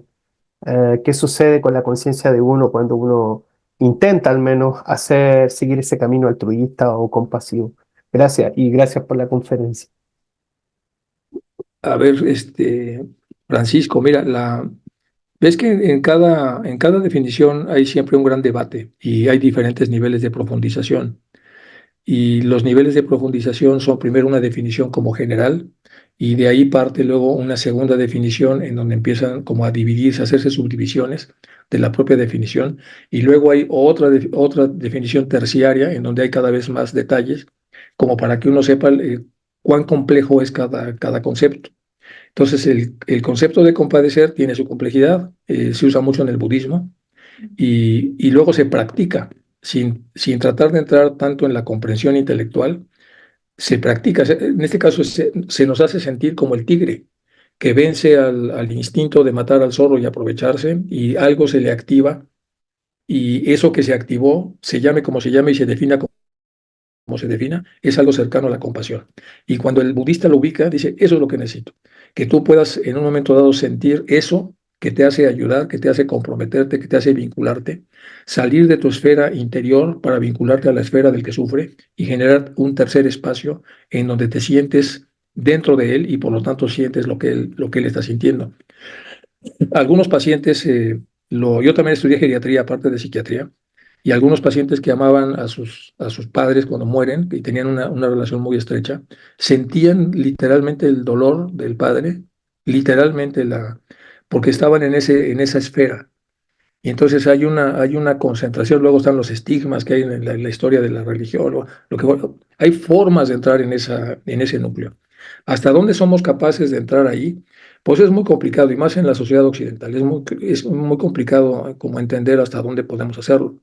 Pero lo cierto es que mientras más nos vamos en las definiciones, más se nos alborota la cabeza y más nos perdemos en las subdivisiones y pues menos podemos aplicar lo que normalmente en las escuelas budistas procuran que se haga. Por eso ellos tienen un camino diferente. Dicen, primero, atrévete a sentir, hazlo como puedas, y luego buscamos la teoría que apoye lo que haces. Y el modelo occidental es, primero lo aprendo y lo leo en un esquema y después lo practico. Pero con eso ya te cerraste puertas porque lo estás haciendo para el que lo definió. Ya no eres tú, eres el camino del que lo definió y si tienes suerte, el camino va a ser tu mejor camino, pero si no tienes suerte, no vas a encontrar realmente la vibración necesaria que tenías tú. Es bastante complejo el tema y se ve en los animales la compasión, se ve en los seres humanos y ojalá pudiéramos sentirlas pues, con personas que están realmente pasando situaciones de mucha necesidad, porque estamos ya mal acostumbrados a todo, bueno, es lo que te puedo comentar, pero tienes razón. O sea, podríamos entrar un poco en definiciones con más profundidad. Gracias, Francisco. En México son panchos los franciscos, no sé si en Chile también. Bueno, Carolina, tengo a Tere, Sí. si hay una, no sé si hay una manita antes porque veo a Tere solamente y a Luis. Ajá, Tere, Luis y luego Daniela Costa. Ok, adelante, Tere. Bueno, pues Enrique, has tocado un tema que me toca muy de fondo, pero voy a ser muy breve. El problema que tengo lo tiene mi cuerpo, lo tiene mi mente de estar por aquí. Después tenemos otra mente, que es la espiritual, que es la que mueve el alma y es la que me mueve a mí a estar ayudando a los demás, aunque yo tenga ese problema. Así que muchísimas gracias porque me ha venido, vamos, no te imaginas la fuerza que me acabas de dar. Gracias, Enrique. Al contrario, Tere, gracias a ti.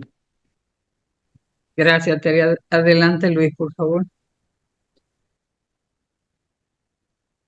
Gracias, Enrique, por la charla. Realmente muy esclarecedora, aunque deja bastantes incógnitas que obviamente te comprometes a ayudarnos. Yo tengo solo una observación que de repente puede ser esquemáticamente resuelta. El que tiene la obsesión ya tiene una necesidad física, emotiva, inclusive astral, ¿no? ¿Y cómo se le puede ayudar a alguien que ya tiene una necesidad? Cuando has hablado de ejemplos de la compasión, es que satisface esa necesidad, es que la ayuda en cierto momento, pero me imagino que ese es el primer paso. Posiblemente a grandes tramos nos podrías decir cómo lo sacamos de ese estado. A ver, ya les puse que hay un tema más psiquiátrico y otro tema más metafísico o más ocultista.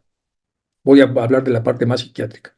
La obsesión, entonces, es una idea que aparece independientemente de la voluntad, que muchas veces es ilógica, que parasita al sujeto y que lo obliga a obedecerla. Y el sujeto se siente diezmado porque tiene una necesidad permanente de hacerlo. Hay muchos libros donde se explica esto con mucho detalle. Uno de los más bonitos es The People of the Lie. El The People of the Lie es un libro que hace un tipo muy famoso que se llama M. Scott Peck, un psiquiatra norteamericano. Y en él te retrata totalmente lo que es un obsesivo. Luego Freud también tiene uno de sus libros que son Obsesiones, Fobias y Obsesiones, y él retrata a una persona que cuando va caminando por la calle siente la necesidad de voltear porque piensa que ha matado a la persona del transeúnte que venía ahí y no puede luchar contra la idea de voltear para ver si lo mató o no lo mató porque cree en esta idea que es totalmente descabellada, sin que eso suponga que la persona está desajustada totalmente porque puede normalmente vivir con un ajuste más o menos social a la realidad. Lo que dice el ocultismo es que muchas de estas obsesiones en realidad son entidades que están parasitando al sujeto y que van ganando cada vez más fuerza hasta que van mermando la capacidad que tiene el sujeto de actuar por sí mismo y tomar decisiones para protegerse o para ayudarse. Cuando eso sucede, y la primera fase de esto son los ataques psíquicos, donde una persona, ya lo di en las cartas, ellos comentan, se acuerdan de una persona que quería apoderarse de una mujer y puso la pintura o la foto de la mujer y estuvo durante miles de veces hablándole a la pintura y hablándole con la intención de que ese pensamiento llegara, eso es magia negra, y llegara hasta la persona esta, y cuando la boca de esa pintura empezó a moverse, quiere decir que ya estaba esta mujer poseída de las formas de pensamiento que también podemos revisar en los libros de Leadbeater, o sea, son formas, viajan en los segmentos etéricos, se impactan y entran en la conciencia de los seres humanos que no saben protegerse y obviamente empiezan a parasitarlos. Esa es la parte más ocultista. Sea como fuere que se hace, nos regresamos a la psiquiatría. Bueno, pues normalmente das antidepresivos, das mucha psicoterapia y tratas de fortalecer el ego que se ha debilitado y tratas de cuestionar al ego que se ha estado fortaleciendo para que la persona pueda salir de esa situación. Y luego de ahí tienes los hábitos, y ahí tenemos a los drogadictos y todo, que son también como verdaderas entidades que te parasitan y te poseen. Te poseen porque acabas haciendo lo que ellas quieren y no lo que tú deberías hacer.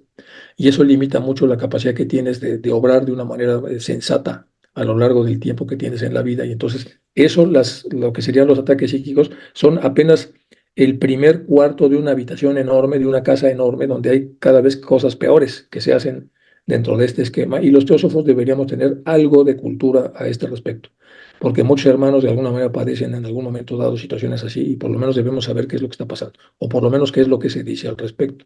Entonces, si tu pregunta es así de general, pues yo creo que de general se puede decir, si una obsesión que está empezando y la persona está obsesionada con algo, tiene una obsesión compulsión, y tienes que tratarla, bueno, se puede tratar por los cauces naturales, pero si esto ya ha avanzado de una manera pues muy difícil, hay otros métodos, no son normalmente muy bien vistos, sobre todo en el caso de las drogadicciones, pero son métodos a través de los cuales lo que tienes es que desasociar el poder que tiene la entidad que ya gobierna el sujeto.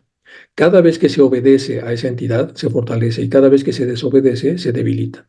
Entonces, tienes que generar un camino de desobediencias en donde la persona, cuando tiene la obsesión, sea incapaz de conseguir, por ejemplo, la droga, Y entonces cada vez que esto sucede, necesariamente esto entra en un proceso de debilidad. Lo mismo que nos explica el mito de la auriga de Platón, sobre el caballo oscuro que va hacia abajo, lo vas adelgazando, adelgazando, adelgazando. El caballo siempre va a estar ahí, como una idea o una tentación, pero ya no como una bestia que nos jala necesariamente a todo el sistema hacia abajo. Hay muchas maneras de entenderlo esto, pero es muy interesante. Vean ustedes la conferencia, ahí viene un poco de lo que son las obsesiones, y vean los libros del Torcón Saradian, porque digamos que sería como la puerta de entrada a estos temas tan complejos, solo para conocerlos y para entenderlos y ver cómo funcionan. Y luego ya, pues Blavatsky en la casa de los Eddy, yo qué sé, se puede entrar en en un montón de detalles que también la literatura teosófica menciona, y las cartas de los maestros también mencionan en algunas partes estos temas. Entonces, sí están estos temas. Solo tenemos como que aproximarnos y leernos para entender más la realidad humana y las cosas a las que estamos expuestos, sobre todo en una época como la actual. Y en esta época actual estamos mucho más expuestos que antes a tener este tipo de posesiones y por lo tanto de perder la libertad para tomar decisiones y de encauzarnos en el desarrollo que habíamos visto al principio de la charla.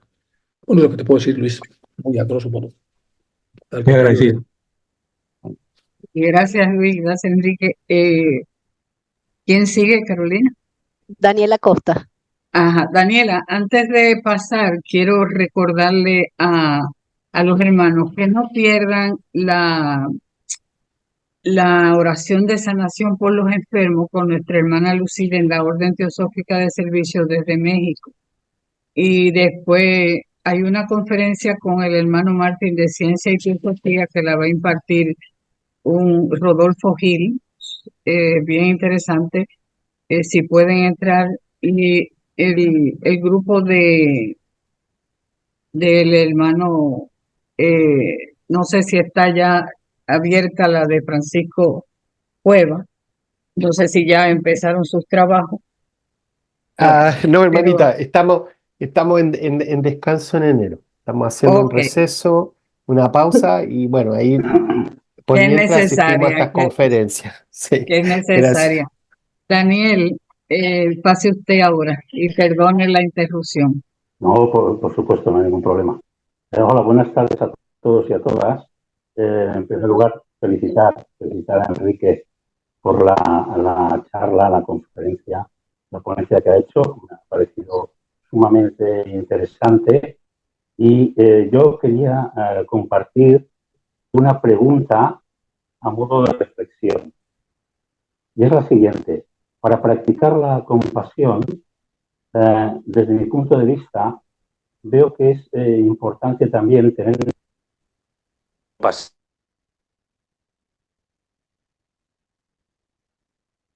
Uy, se cortó. Sí, Daniel, ¿qué te pasó? se le cayó el Se le internet. cayó el micro, sí, el internet. Vamos a Hola, buenas esperar. tardes. ¿Se me oye? Llegaste, Sí, mijo. Llegaste, Daniel. Daniel.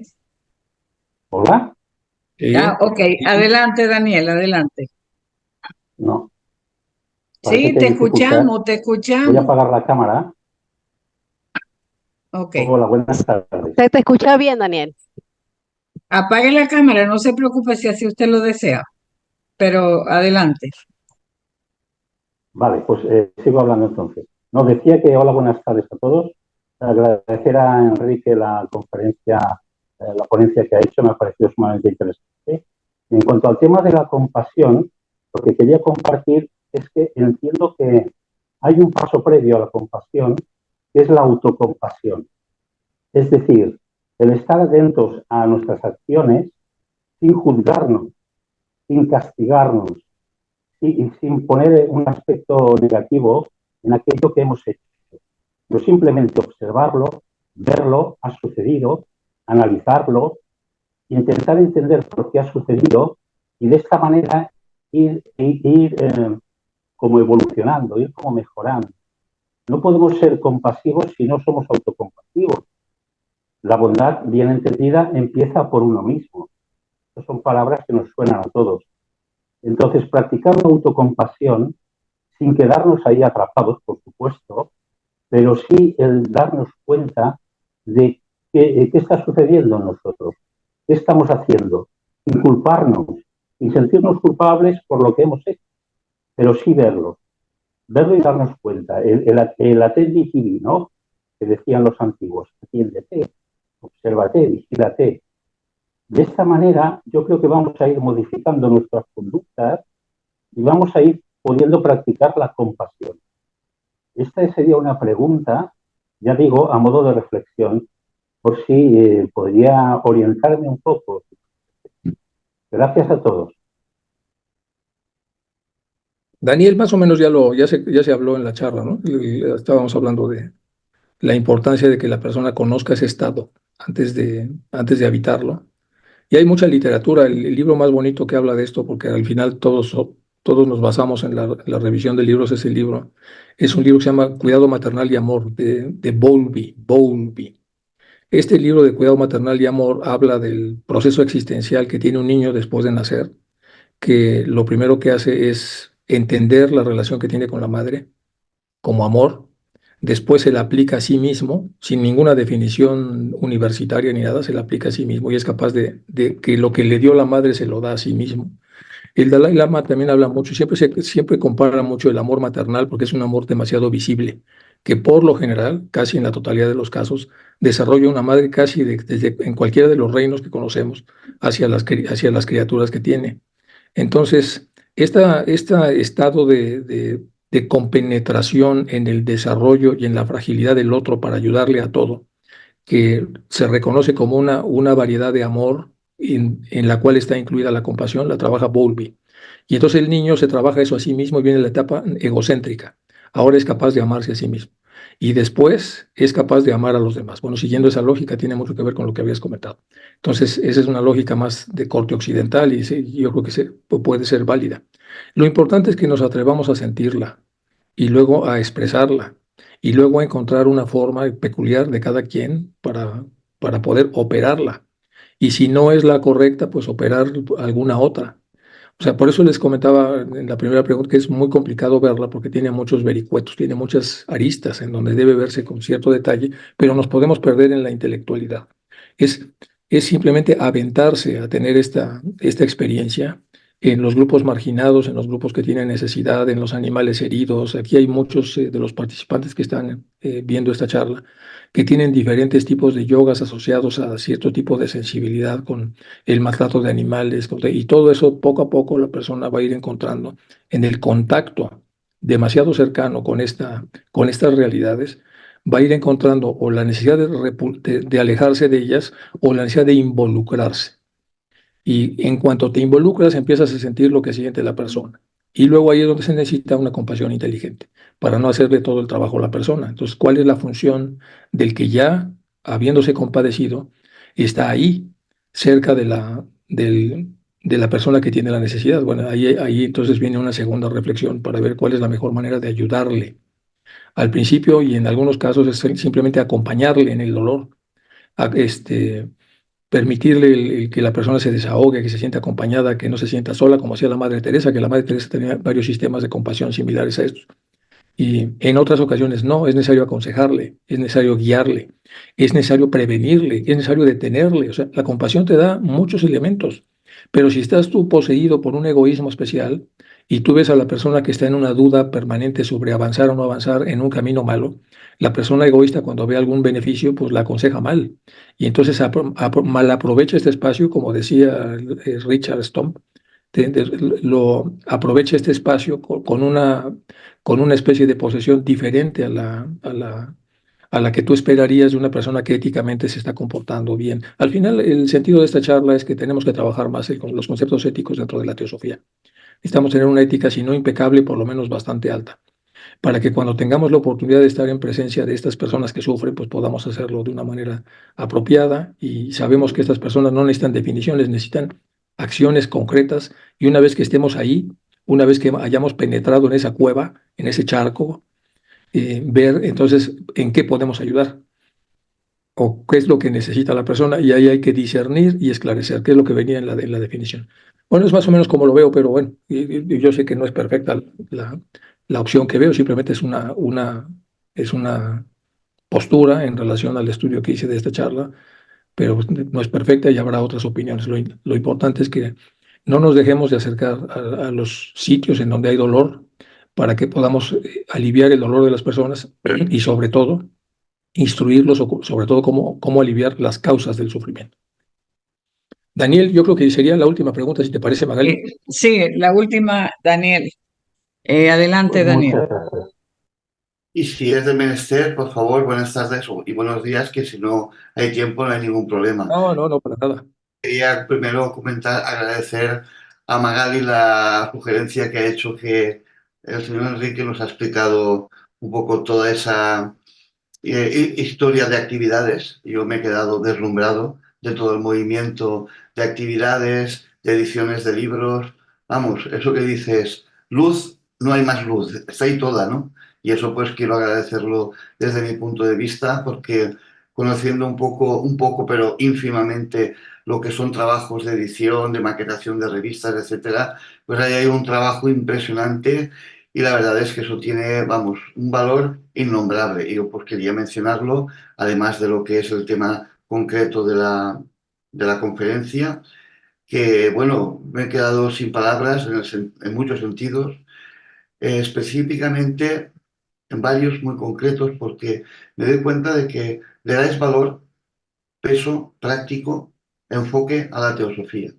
Porque aunque sea una cosa, entre comillas, concreta, pero en realidad no la veo concreta. Porque yo a lo largo de toda la explicación, de toda la charla, recordaba el cuento de Caperucita. Y cuando se sale del camino, encuentra el lobo. Con lo cual, esta conferencia pues, es un aviso alegre, sin miedo, sin temor, de no salirse del camino. Después me ha venido a la mente otra frase de esas que conocemos todos de hace mucho tiempo. La energía sigue al pensamiento. Entonces, esta conferencia me ha servido como un voto, no de castidad, sino de responsabilidad. Es decir, esa autoconciencia, esa atención, que la atención nos debe acompañar en todo momento, pues hoy, por ejemplo, pues se nos ha demostrado de distintas formas hacia dónde tenemos que incluso dedicar esa atención, que como bien sabemos, cuando no nos fiemos de la mente, se nos dice de dentro a fuera, con lo cual, si miramos adentro, enfocamos los pensamientos al interior, de alguna manera ya estamos evocando esa luz y de alguna manera también, pues estamos sin buscarlo, ya trabajando directamente para las huestes de la luz. Y dejarnos llevar porque hay tentaciones, incluso como ha comentado muy bien el señor Enrique con estos diagramas que iba sacando, hay mucho, como él ha comentado varias veces, ¿no? Iba rápido y al mismo tiempo decía, no, y aquí hay mucho más. Yo, pues, sin ánimo de querer entender más allá de lo que hay, pero admiro, no sé qué palabra poner, el trabajo que se hace, lo penetrante que es, lo importante que es, y además, pues estamos un poco o un mucho quizás, ayudándonos mutuamente quizás a despertar la conciencia y entonces en el momento que la vas despertando, la vas viviendo y eso pues ya pasamos del cuarto reino humano al quinto reino de las almas, porque básicamente entiendo que las razas se van sucediendo y vamos todas apuntando a eso, pero ya estamos dándole una forma muy concreta, con los pies en el suelo, hablando de la mente, diciendo verdades, no para que tengamos miedo, porque yo me ha gustado mucho los enfoques que a pesar de hablar de obsesión, posesión, por ejemplo, que hay quien se puede asustar, o yo qué sé, y sin embargo, ya no es solamente una dulzura o una frialdad, sino un camino como el filo de la navaja. Es decir, el filo de la navaja no nos tiene que dar miedo, al contrario, si estamos con él, él está siempre con nosotros, es lo que no se mueve, no hay que buscarlo. Pues en definitiva, creo que, vamos, es alucinante, permitidme la palabra, de tanto contenido en tan poco tiempo y tan saludable, nunca mejor dicho, y práctico. Y muchas gracias también. Bueno, gracias Daniel, gracias a todos. Yo creo que una parte importante de esta reunión es que vean ustedes el trabajo que hace la FTI y que quieran agregarse una vez que empecemos a buscarles para los diferentes programas que vamos a hacer.